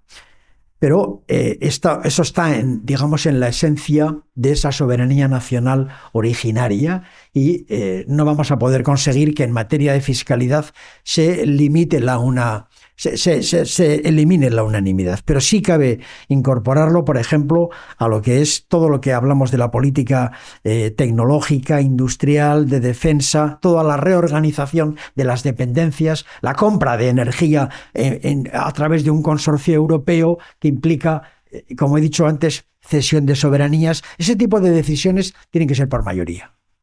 Y lo mismo, obviamente, en la política exterior. Ha habido un dato de la política de mayorías aplicada recientemente, que es el acuerdo con Mercosur. El acuerdo con Mercosur ha tenido en cuenta nada más y nada menos que a 6 países. A Francia encabezando el no, junto a Polonia, junto a Austria, creo que Países Bajos, y no me acuerdo cuál es el quinto, y Bélgica, que se abstuvo. Bueno, pues a pesar de eso, la Comisión dijo, adelante. Y entró en vigor el 1 de mayo. Eso es Europa. Porque además, si no lo hubiéramos hecho, los 4 países de Mercosur habrían dicho, se acabó, yo no negocio con ustedes nunca más. Llevamos 25 años negociando un acuerdo y ustedes están todo el día que sí, que voy. Entonces, la unanimidad hay que eliminarla, claro, por supuesto. Otra reforma importante es que hay que, antes lo hemos comentado, la repito simplemente, hay que incorporar más competencias a la Comisión Europea frente a los Estados-nación en muchas materias. Hay que trasladar poder a la Comisión Europea para que pueda ejercer esa política en nombre de la Unión, y hay que dar más poder político a la Comisión frente al Consejo. El Consejo, que como bien sabemos es la suma de los 27 de los Estados, realmente acaban siendo una piedra en el zapato en el funcionamiento adelante que la Comisión va planteando en múltiples materias. Y yo diría que hay una fórmula final, también lo ha comentado Juanjo antes, que es lo que ahora se llama la coalición de voluntarios, ¿no? Es decir, los grandes temas de la Unión Europea en este momento, la defensa en particular, van a requerir que los países que quieran hacer la defensa se pongan de acuerdo y a los demás les dejen tranquilos. Pero ¿qué pasa? ¿Que queremos hacer un sistema militar europeo 7 países de la Unión Europea? Pues los 7 nos ponemos de acuerdo. No es una cooperación reforzada, es una unión voluntaria de países que se ponen de acuerdo en desarrollar una determinada materia, dejando la puerta abierta al que quiera sumarse. Esta es la única vía que tiene el enfrentamiento con todos los temas que hemos citado antes. Prácticamente con todos, con la defensa, la industria militar, la tecnología, en fin, todo lo que hemos comentado que tenemos que hacer juntos requiere una coalición de voluntarios. Y esa coalición implica obviamente que esos voluntarios ceden sus soberanías a una unión que se ejerce en función de esas ideas. Y luego hay una pregunta que nos ha hecho, esto ya viene en el WhatsApp, pero digo porque también tenemos que comentarla, ¿no? Es que nos mandó un WhatsApp, Olach, nos mandó un guión. Y nos preguntaba por la ley de claridad, que es una de las ideas que ha planteado el Partido Nacionalista Vasco en varias ocasiones y que... la ibas a rescatar, ¿no? Me meto o lo dejo para Juanjo. Es que Juanjo dice que sí, yo digo que no, o sea, que no sé. Bueno, yo empiezo diciendo lo que pienso. Yo pienso que la ley de claridad de la Unión Europea es inviable. Punto. Europa no está en condiciones en este momento por razones de oportunidad. Tiene otra multitud de temas urgentes. Y además es contraria al espíritu de la integración que yo he señalado antes. Como saben, la ley de claridad, luego lo explicará mejor Juanjo, porque incluso yo creo que es coautor de la propuesta, no lo sé, pero bueno, yo creo que esto no va. Sin embargo, soy muy partidario de que hay que estudiar la esencia de la demanda, que es de qué manera Euskadi está más presente, con más fuerza en todo lo que tiene que ver con Europa. Yo eso lo comparto. A mí esa idea me gusta. Y aquí hay tres espacios que conviene recordar, y con esto acabo. Primero, en la fase ascendente, que es la que llamamos la toma de decisiones en la Unión Europea, es decir, cuando la Unión Europea comienza un determinado proyecto para tomar una decisión, en ese plano yo soy partidario de que la presencia de nuestra comunidad, en fin, que esté mucho más vinculada al Estado para que nuestros intereses estén mejor representados.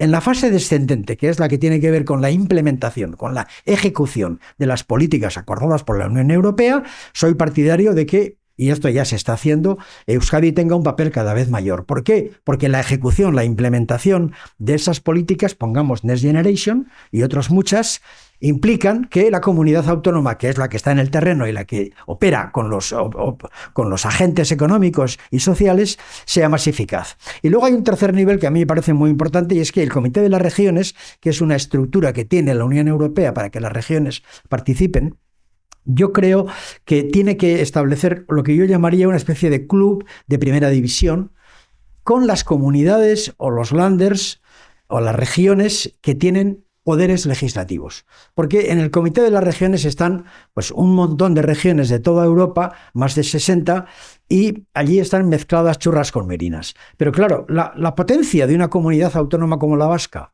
o la catalana, o la andaluza, de un lander alemán, de un parlamento como el de Flandes o como el de la Wallonie, es decir, de las regiones que dentro de cada estructura estatal tienen una potencia legislativa, tienen que tener un mayor nivel de presencia en el organigrama interno burocrático de la Unión Europea. En esos 3 temas soy partidario de avanzar.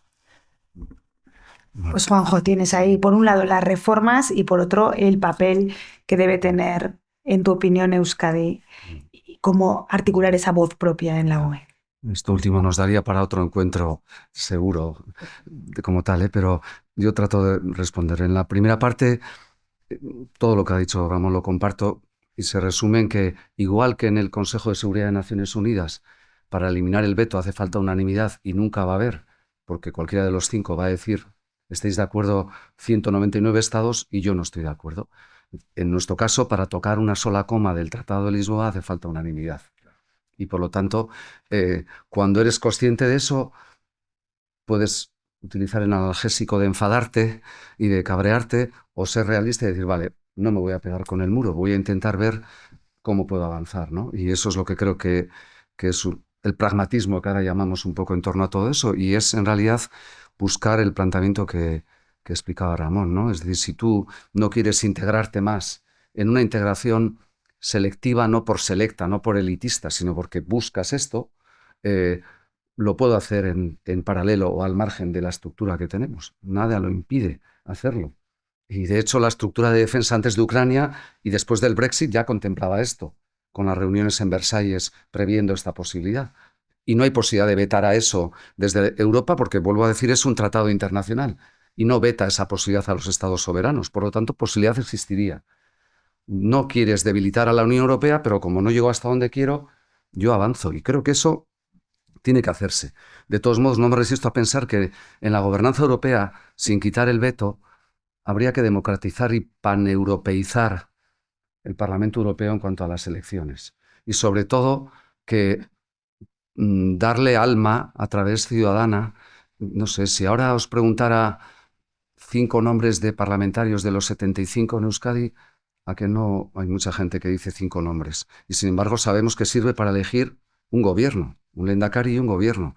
El Parlamento Europeo no sirve ni para eso en este momento, porque la elección de la presidenta o presidente parece el sínodo papal más que otra cosa. Es así, hasta que haya fumata blanca entre los pasillos, no del Vaticano, sino de Bruselas, por razones del tipo que fueran. Por eso ha repetido von der Leyen y por eso repitió Barroso. No porque lo quisimos los ciudadanos europeos. Entonces, habría que legitimar el único ejecutivo de la Unión Europea, que supuestamente es el guardián o guardiana de los tratados, que es la Comisión, en la soberanía popular. Y si a mí alguien me explica que quiere otro tipo de Europa y explica cuál, yo voy a votar porque quiero ese tipo de Europa. Pero la desafección se produce porque eres consciente de que, con todo el respeto a lo que representa como instrumento de soberanía popular, que por cierto la Unión Europea nació sin Parlamento Europeo, o sea que también hay que recordarlo, es una democracia imperfecta como lo son todas, pero más siendo transnacional y siendo un ejemplo fantástico de democracia transnacional que no se puede comparar con lo que es una democracia stricto sensu estatal. Pero eso debería de ser un elemento en que también ojalá hubiera consenso por las grandes fuerzas políticas nacionales que no tuvieran temor a que nos expresáramos así. Zapatero ingenuamente en el referéndum del 2004, digo ingenuamente, cuando dijo con el no francés, dijo, pero si más de la mitad de europeos ya hemos dicho que sí, como si fuera un distrito único, ¿no? No, Francia y Holanda no son Irlanda, que Irlanda dijo que no al Tratado de Lisboa. Y tuvieron que volver a votar los irlandeses, porque si no, no entraba en vigor el Tratado de Lisboa. Tratado que estaba previsto para no más de un año. Y vamos para 20 años. O sea, que nos acomodamos a todo lo que llega y que esta cuestión de tratados efectivamente da para que los académicos y académicas escribamos mucho, Igor, pero desgraciadamente no va a tener capacidad transformadora y tenemos que buscar otros chiriquitos, otras vías a través de las cuales no frenarnos ahí. Y sobre la ley de claridad y lo que planteabas, yo me estaba acordando de Escocia y de lo que dijo la Comisión Europea, que no se hizo público y tú conocerás como yo, que lo que dijo es, oiga, los escoceses son ciudadanos europeos, Escocia cumple todos los 34 capítulos previstos en el ámbito de las negociaciones que se siguen con cada Estado que se quiere incorporar. No cabe duda alguna de que no podemos no admitir a Escocia, que antes de venir aquí tiene que ser admitido en Naciones Unidas, porque solo los Estados entran en la Unión Europea, y después habrá que hacer una adhesión ad hoc, específica y singular. Eso es lo que se dijo respecto a Escocia, no cometiendo injerencia en la voluntad política del Reino Unido de convocar un referéndum desde ese punto de vista. Hoy, todavía España no reconoce a Kosovo oficialmente, diplomáticamente. Es que por temor al contagio de lo que podría derivarse del dictamen de la Corte Internacional que dijo que ese referéndum no contravenía la legalidad internacional. Cuando los juristas no queremos decir las cosas de frente, las decimos en negativo. Dijo que no contraviene la legalidad internacional, no dijo que es acorde a la legalidad internacional, que no es lo mismo, porque dijo no contraviene, y entonces dio más explicaciones. Como una ley que tiene más exposición de motivos que contenido, es una ley que ya te puede hacer titubear, porque si tienes que explicar con más páginas el texto, pues los considerandos del tribunal diciendo por qué dice lo que dice ocupan más que la argumentación de si realmente ese referéndum era legal o no. Perdona, digo por cuarto, yo pienso como Charles Taylor, y lo he citado muchas veces, sociólogo quebecois, que pienso que si mi anhelo de soberanía o de independencia es tu pesadilla, vamos mal, y que dividimos y rompemos. Pero me parece que el principio básico de esa llamada directiva de claridad se ancla en un principio democrático. Y no creo que la debilidad o la fortaleza de Europa dependa de más o de menos estados. Malta tiene 400.000 malteses. Ya nos ha complicado la vida bastantes veces, por cierto. Y está llena de rusos porque por 500.000 euros te comprabas la ciudadanía maltesa, hasta que el tribunal ha dicho que no. Y se lo permitimos hacer porque vetó, por cierto, algo que nos recordarás, los reglamentos que después del Prestige queríamos implementar. Y como ganaba mucho dinero con pabellones de conveniencia, hasta que no le dimos lo que quiso, se ganó. Tengo todo el respeto a los malteses, pero nosotros somos como Dinamarca, si hablo desde Euskadi. No creo que eso fuera un factor que debilitara o debilitase a la Unión Europea. Lo que creo es que las naciones, como dice Mark Leonard, salvarán a Europa, porque son las que dan cohesión al alma europea. Y donde hay cohesión hay menos populismo. Y creo que el concepto de sentirte identitariamente y de manera no exclusiva parte de una realidad nacional no tiene nada que ver con un choque de soberanías, en mi opinión, ni con una confrontación entre diferentes. Y con ese propósito estaba detrás de esta idea, que igual estoy comentándolo bucólicamente, pero nadie deberá de negar en la cuna de la democracia y de los derechos humanos que esa idea debe de defenderse. Y luego a partir de ahí me confesaría, a mí me ocurre que soy más nacionalista cuando veo frentismo españolista, y cuando veo barbaridades nacionalistas no me siento nacionalista. Es lo que me pasa existencialmente. Me estoy desnudando intelectualmente o vitalmente, pero me siento cómodo entendiendo que me parece que nuestro país tendría la posibilidad de avanzar en ese camino encontrando un consenso previo, no imponiéndolo, por supuesto, por la fuerza ni generando una división. Y ese es el espíritu, no sé si bucólico, que está detrás. Si alcanzáramos un mínimo acuerdo en eso, Ramón, después podríamos avanzar. Pero... Ramón, te veo con ganas de contestar, ¿verdad? Muy breve, muy breve. Solo para decir que es muy diferente el proceso que se produjo en Escocia, donde un procedimiento interno del Reino Unido determinó que Escocia hiciera un referéndum, y efectivamente yo estoy de acuerdo contigo, Juanjo, en que si Escocia hubiera decidido ser una nación o un estado independiente... Es que nación ya era. Nación ya era, tienes razón. Importante también. Cierto. Era nación, por supuesto, incluso era reino. Bueno, antes que nación incluso, sí. No, quería decir que es una cosa distinta que la Unión Europea acabara admitiendo la incorporación de Escocia, supuesto que ese proceso se hubiera producido de esa manera, a pedirle a la Unión Europea que haga una ley para que establezca un procedimiento de manera que todas las regiones europeas puedan acceder a la autodeterminación. Amigo, eso en Europa en este momento es dinamita. Lo dejo ahí. Es distinto. Pero bueno, el otro camino sí que podemos Vamos desarrollar. el rugby, Hay el tercer tiempo. Después hablamos. Bueno, no sé, igual el público que nos acompaña quiere seguir con este tema o quizás le interesen otros de los que habéis comentado o prefiere bueno, pues sacar algún tema nuevo. Entonces, yo les doy la palabra ahora a ustedes. Si levantan, ¿no? Hacemos así, ¿no, Amaya? Si levantan la mano, caballero. Bueno, está Julio y después usted. Venga, perfecto. Bueno, guerra y paz, ¿no? Yo me he traído dos preguntas ya previas que de alguna manera se han esbozado algunas de las respuestas, pero aún así, guerra, ¿hasta cuándo se mantendrá la unidad frente a Rusia? Porque el desgaste económico y social de la guerra en Ucrania, yo creo que en parte está cuestionando la cohesión a largo plazo de los Estados miembros. Eso por un lado, y la paz, lo ha mencionado Ramón, cuando ha recordado esa noticia con la que un día nos desayunamos de la decisión del gobierno alemán. ¿Es sostenible el estado del bienestar? Has mencionado, Ramón, muy bien, el envejecimiento demográfico y la falta de innovación tecnológica de vanguardia. Yo creo que son amenazas que están en esa posible financiación, esa financiación de los sistemas de salud y de pensiones. Te dejo a ti esta vez. Bueno, sobre lo segundo y luego sobre lo primero, ¿no? Yo creo que no existe una Europa social, existen varias, 27 en realidad, ¿no? Desde ese ámbito. Y hay, creo, 2 o 3 factores que subrayaría, ¿no? Es evidente, primero, que seguimos teniendo una realidad presupuestaria europea minúscula. Cuando estaban los ingleses se lo achacábamos a la presencia inglesa, ya no están, ya no tenemos un chivo expiatorio al que decir por qué no damos más músculo al presupuesto europeo. Dicho eso, en paralelo hay un sistema que funciona, intento resumirlo rápidamente de la siguiente manera. El Banco Central Europeo a las entidades significativas y a las no significativas le ordena, entre comillas, nunca ordena, al Banco de España tampoco, sugiere, recomienda, pero en realidad está lanzando admoniciones, a que cumplen y compran deuda pública de todos los estados. Deuda pública que está cubierta por Frankfurt.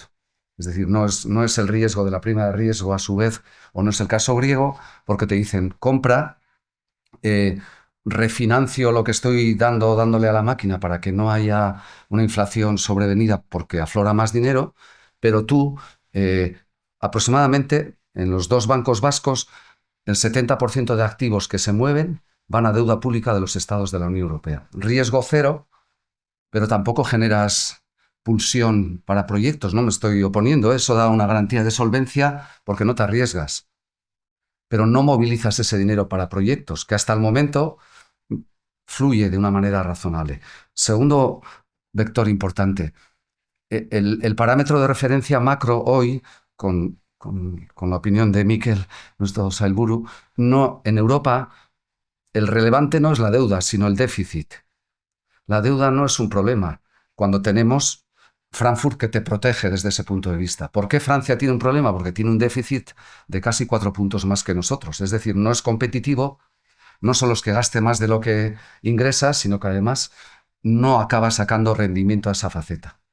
4, ahora en la dimensión plurianual presupuestaria está habiendo una bronca en Bruselas potentísima, diciendo que se está intentando consensuar, y es que en realidad Francia está reclamando una serie de cuestiones que para las regiones nos puede suponer un enorme problema, porque meter en el mismo cazo presupuestario la política agraria comunitaria, la innovación y las regiones significa minorar el dinero que llega a las regiones y que nosotros distribuimos para generar un ecosistema como el que podemos tener. Todo eso está en juego en esta maceta. Si a eso le añades la dimensión de seguridad y defensa, que por cierto no hemos preguntado, ¿por qué? ¿Por qué el 5%? Cuando lo pedía Trump, y no el 3 o el 6. ¿Alguien ha preguntado una explicación de por qué? Y en realidad, el único que se atrevió a decir, pues no, fue Sánchez, y los demás dijeron que sí, como los entrenadores que dicen ataca, ataca y por debajo te dicen defiende, defiende. Entonces, hacia el público dices que atacas y es un entrenador que pide ataque y realmente estás diciendo que te defiendas, ¿no? Entonces, el problema de esto es, primero, que no tenemos un impuesto directo europeo. ¿Estamos dispuestos a esa solidaridad europea? ¿Estamos dispuestos a que un euro de mi declaración de la renta no vaya a Guipúzcoa o a Euskadi o a España y vaya a Letonia? ¿Estamos dispuestos a esa cuestión o no? O sea, eso ya no es mancomunizar, es otra cosa. Pero realmente ahí estaría la solución a bastantes de los problemas. Pero para eso antes tienes que tener una unidad que no tenemos, ¿no? Es todo un bucle complejo. Yo creo que ahí es difícil. Tenemos un equilibrio en lo macro muy razonable. O sea, si hoy no existiera Europa, tendríamos quebrada más de la mitad de las economías nacionales. Y tendríamos quilicolo los sistemas de pensiones. O sea, solo por eso pensemos en lo que representa Europa. No es suficiente, pero es muy importante. Entonces, pero ahora también, si se cumplieran las previsiones plurianuales, los estados deberíamos de empezar a devolver la deuda, que de media puede representarte un 30 o un 35% en tus presupuestos generales del Estado. La gente apunta en el techo esa deuda, porque dice, como tengo amparo, hago quita y espera. Reduzco algo y pido que pague más adelante, ¿no? Entonces, pero no quiebra el sistema porque tenemos la gran protección de Frankfurt en ese campo. Entonces, no sé si estoy respondiendo en ese punto, pero deberíamos de marcar prioridades y pensar, esto es casi como la quimera que apuntaba hace un momento Ramón, pensar que ahora los miembros del Consejo Europeo van a aceptar una cesión de soberanía fiscal, nosotros también, por tanto. Con la sentencia de las Malvinas, nosotros somos Estado a efectos de soberanía fiscal. ¿Estamos dispuestos a que haya una cantidad de lo que tributamos los vascos que salga de aquí y vaya a Europa? Eso es lo que es ser europeos también y europeas. Y no sé si estamos preparados para eso, ¿no? Entonces... Bueno, yo respondiendo a las dos preguntas que hacía Julio, en primer lugar, yo pienso que el final de la guerra en Ucrania no está tan lejos, ¿no? Yo tengo la esperanza de que haya una negociación final, porque la guerra está estancada, bélicamente hablando. Ucrania aguanta. Ucrania tiene el mejor ejército de Europa en este momento, conviene recordarlo. Y tienen una industria militar de drones maravillosa. La están exportando a los países del Golfo.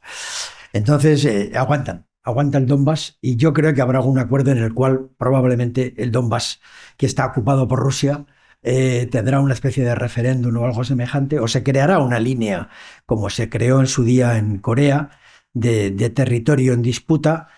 Ucrania no lo reconoce como cedido, porque dirá que es suyo, Rusia lo reconoce como suyo. Bueno, probablemente habrá un acuerdo final en el cual también, por cierto, Europa tiene que jugar su papel. Trump y Putin han querido marginarnos porque están negociando ellos. Sin nosotros, aunque somos ahora nosotros quienes estamos pagando toda la guerra. Ahora es Europa quien paga. Estados Unidos ya no paga nada. Por cierto, comprando armas a Estados Unidos para dárselas a los ucranianos. Yo pienso que el final llegará y creo que Europa aguantará. Si no lo hiciera, si dejáramos a Ucrania abandonada, si mañana Elon Musk quita el Starlink y se quedan sin capacidad de conexión para saber dónde están los otros, y eso se produjera, la guerra acaba, Ucrania se rinde, y eso es gravísimo para todos, gravísimo para Europa, ¿no? Gravísimo. Yo pienso que va a haber un acuerdo y que Ucrania acabará siendo país de la Unión Europea en 3 o 4 años. Ojalá que esto se acabe así, ¿no?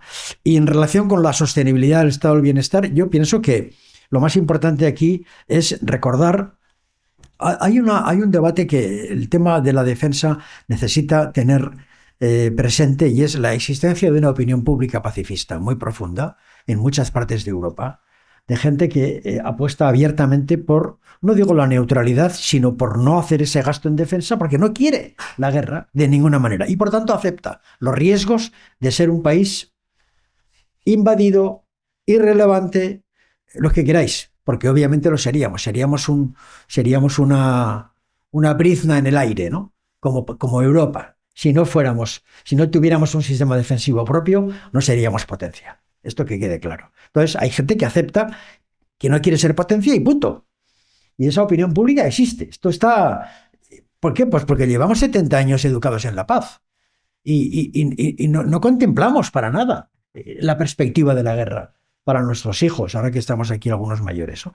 Entonces yo pienso que eso hay que tenerlo en cuenta y eso reclama un debate parlamentario serio. Yo lo digo aquí, creo que todos los países europeos necesitamos abordar este debate en profundidad. ¿Por qué? Porque tenemos que decirle a la gente lo que hay. Y eso es democracia, eso sí que es democracia. Y yo lamento que en un país como el nuestro eso no sea posible. En parte porque el sistema está roto, porque el gobierno es débil desde el punto de vista del Parlamento y de sus apoyos, porque su propio socio no quiere saber nada de esto y por tanto no hay un debate. Pero España tiene que debatir si quiere ser o no parte de todo este sistema. En muchas reuniones internacionales de Europa a los españoles nos han dicho, ustedes fuera. Tú vete a Lituania, vete a Letonia, vete a Polonia y cuando se habla y de hecho cuando se ha hablado de los países que van a establecer la fuerza de control de paz en Ucrania, no han llamado a España, porque no pintamos. Vamos a ser serios. Entonces, si tú quieres formar parte de ese bloque en serio, tenemos que asumir que España tiene que hacer un esfuerzo importante en esto. Y esto va a tener repercusión. ¿Tiene repercusión en el modelo social? Puede tenerla. Yo no creo que lo más importante sea gastar más y descontar del modelo social. Lo que es más importante es gastar bien y que la Unión Europea construya efectivamente una unidad de ejército, de sistema defensivo, de pilar europeo en el seno de la OTAN, lo que queráis. Pero eso es lo importante. Y simplemente aunando los esfuerzos presupuestarios de la Unión Europea, no creo que haga falta mucho más dinero. No creo. Alemania sí, porque no tenía un ejército potente. Pero España y otros países tenemos que poder hacerlo. Y si tiene repercusiones en el modelo social, que pueden tenerlas, hay que debatirlas. Eso es la democracia. Yo no creo que vayan a tocar seriamente nuestros pilares. El sistema de pensiones va a seguir igual, pero yo creo que todo el sistema del estado del bienestar, y este es otro debate para otro día, requiere que también quienes más lo defendemos o quienes hemos creído más en él, seamos capaces de aceptar que hay que incorporar reformas profundas, porque está muy orientado a la vejez. Está muy orientado a los mayores. Y hay un montón de circunstancias en la sociedad actual que reclama desvío en la política del gasto hacia vivienda, precios energéticos y de servicios públicos básicos, familias desestructuradas, familias monoparentales, jóvenes sin tal. Nosotros tenemos un estado del bienestar orientado a nosotros. Gran parte del esfuerzo del estado del bienestar se gasta con los mayores. Y eso también requiere una reflexión que tendríamos que poder abordar si, digamos, la política nos plantea con seriedad ese tipo de cosas. Por ahí creo que había otra pregunta. Bueno. Adiós. Hola, buenas tardes. Vamos a ver cómo hago la pregunta, que tiene muchos puntos. En principio, yo quiero agradecer al amigo Álvarez que ha dicho que el tema del fracaso de la Constitución Europea, yo creo que ahí diría como Vargas Llosa el día que se jodió Perú. O sea, ahí empezaron muchos de nuestros males. Segundo punto. Hemos hablado de lo que supone la unidad europea con respecto al tema económico. Claro, los datos, si aproximamos el microscopio, nos dicen lo contrario. Los dos países europeos que no están en la Unión Europea tienen mejor renta, europeos occidentales, Suiza y Noruega. Lo digo como comentario, no quiero hacer campaña de nada. No, yo manejo datos. Luego los comentarios los dejo para usted. Sigo avanzando. El tema de la... Es así, pero bueno. El tema de los gastos en defensa. Rusia gasta 120.000 millones al año. Si no me equivoco, millón arriba, millón abajo. La Unión Europea, sin contar el Reino Unido, gasta 450.000. En proporción de personal estamos de 1 a 4. con lo cual las posibilidades que Rusia nos ataque son 0,25%. Sobre el papel. Luego siempre hay un loco que sale por donde quiera, pero sobre el papel no cuadra. Sobre todo teniendo en cuenta, Ramón, el comentario que has hecho, que el ejército ucraniano está teniendo a raya al ejército ruso. Luego poco podemos tener. Un ejército escaso, mal armado, con problemas de recapitulación. Con problemas. Si no, no va a dar tiempo a responder. Eso tiene muy mal. Yo creo que todos esos temas son los que requieren que estudiemos. Porque yo recuerdo que cuando entramos a la Unión Europea, lo que se nos vendió fue el dividendo de la paz. Vais a crecer tanto por ciento del PIB porque vamos a estar en paz. Ahora se nos vende el dividendo de la guerra. Algo me falla cuando yo estudio estos temas. Tercer punto. Yo creo también que tenemos un problema de líderes.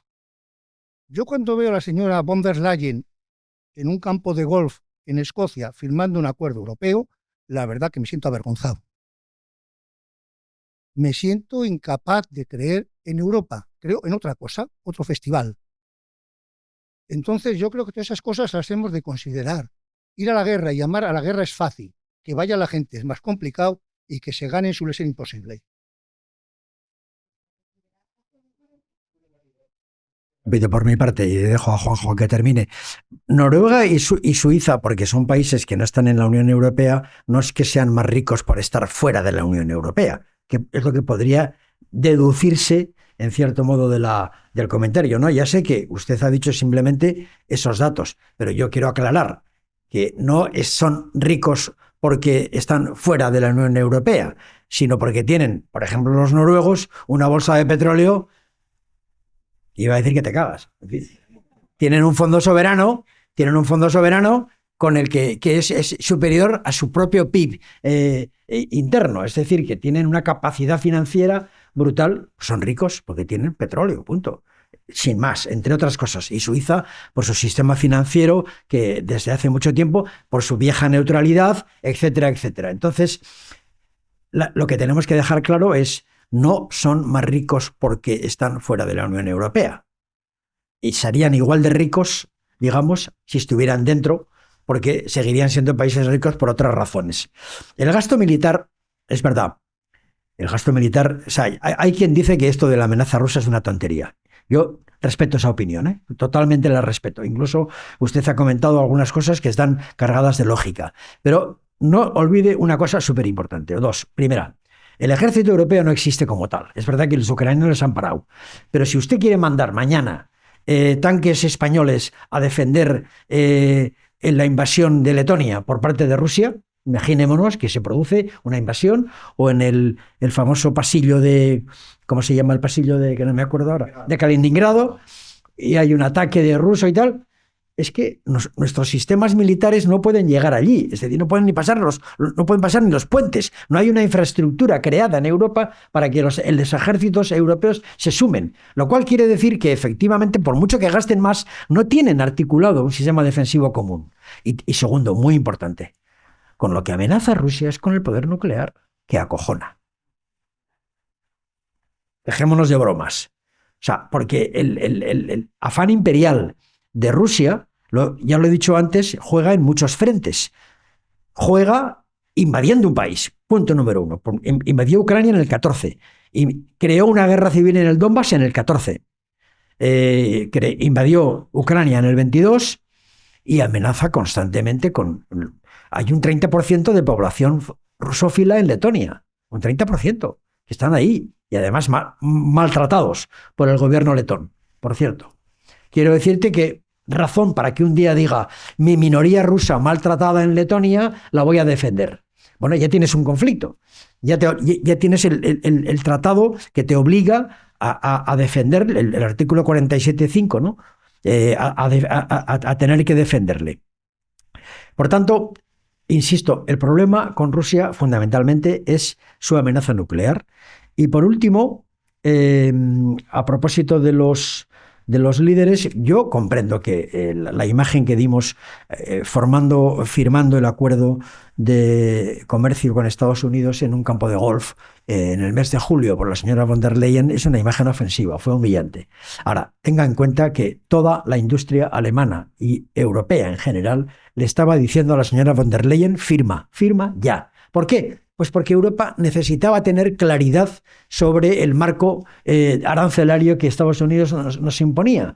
Y como el mercado, sobre todo del automóvil, es tan importante para Alemania y para otros países, también el nuestro, aunque no exportamos tanto a Estados Unidos, pero en general había una, digamos, demanda del mundo económico reclamando a la señora von der Leyen que firmase, aunque fuera un 15% y aunque fuera un tratado injusto, porque ciertamente a Estados Unidos no le hemos puesto aranceles nosotros, estoy totalmente de acuerdo, pero había una necesidad por nuestras dependencias.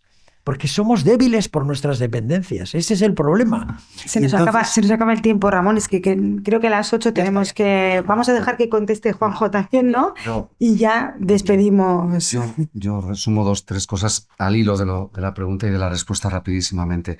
La primera, efectivamente, el fracaso de la Constitución Europea, la Europa de los pueblos, naciones y no solo estados, tenía tanta riqueza en todo lo que implicaba de gobernanza, de un proyecto federal, que es una pena que acabara como acabó.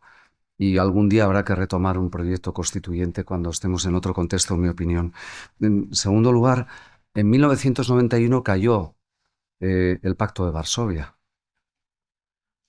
En la psicología militar, aquel que es atacado dice que se está defendiendo y el que defiende dice que está siendo atacado, ¿no?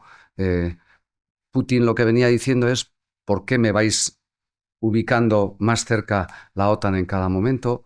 Preguntó por las ojivas nucleares que tiene a escasos 20 minutos de misil desde Berlín hasta Moscú, y eso no justifica la barbaridad de todo esto. Pero la pregunta es ¿por qué la OTAN ha seguido avanzando en un mundo en el que el motivo que justificó su existencia decayó?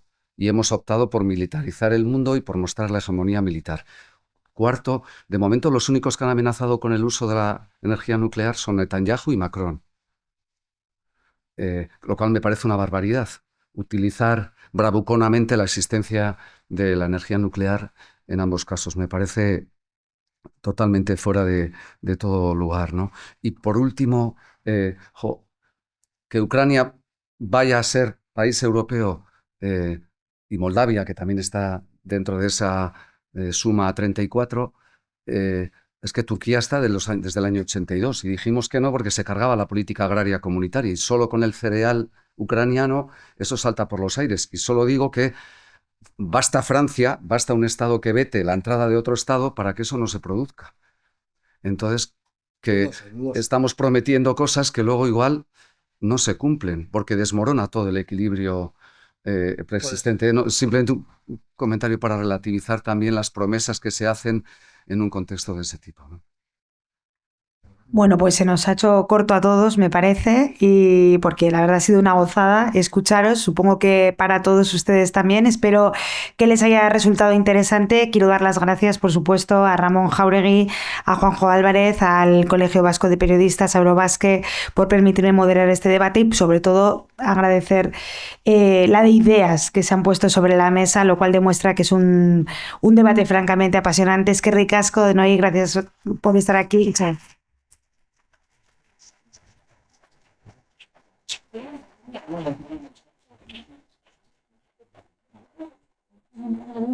Ay, qué bien.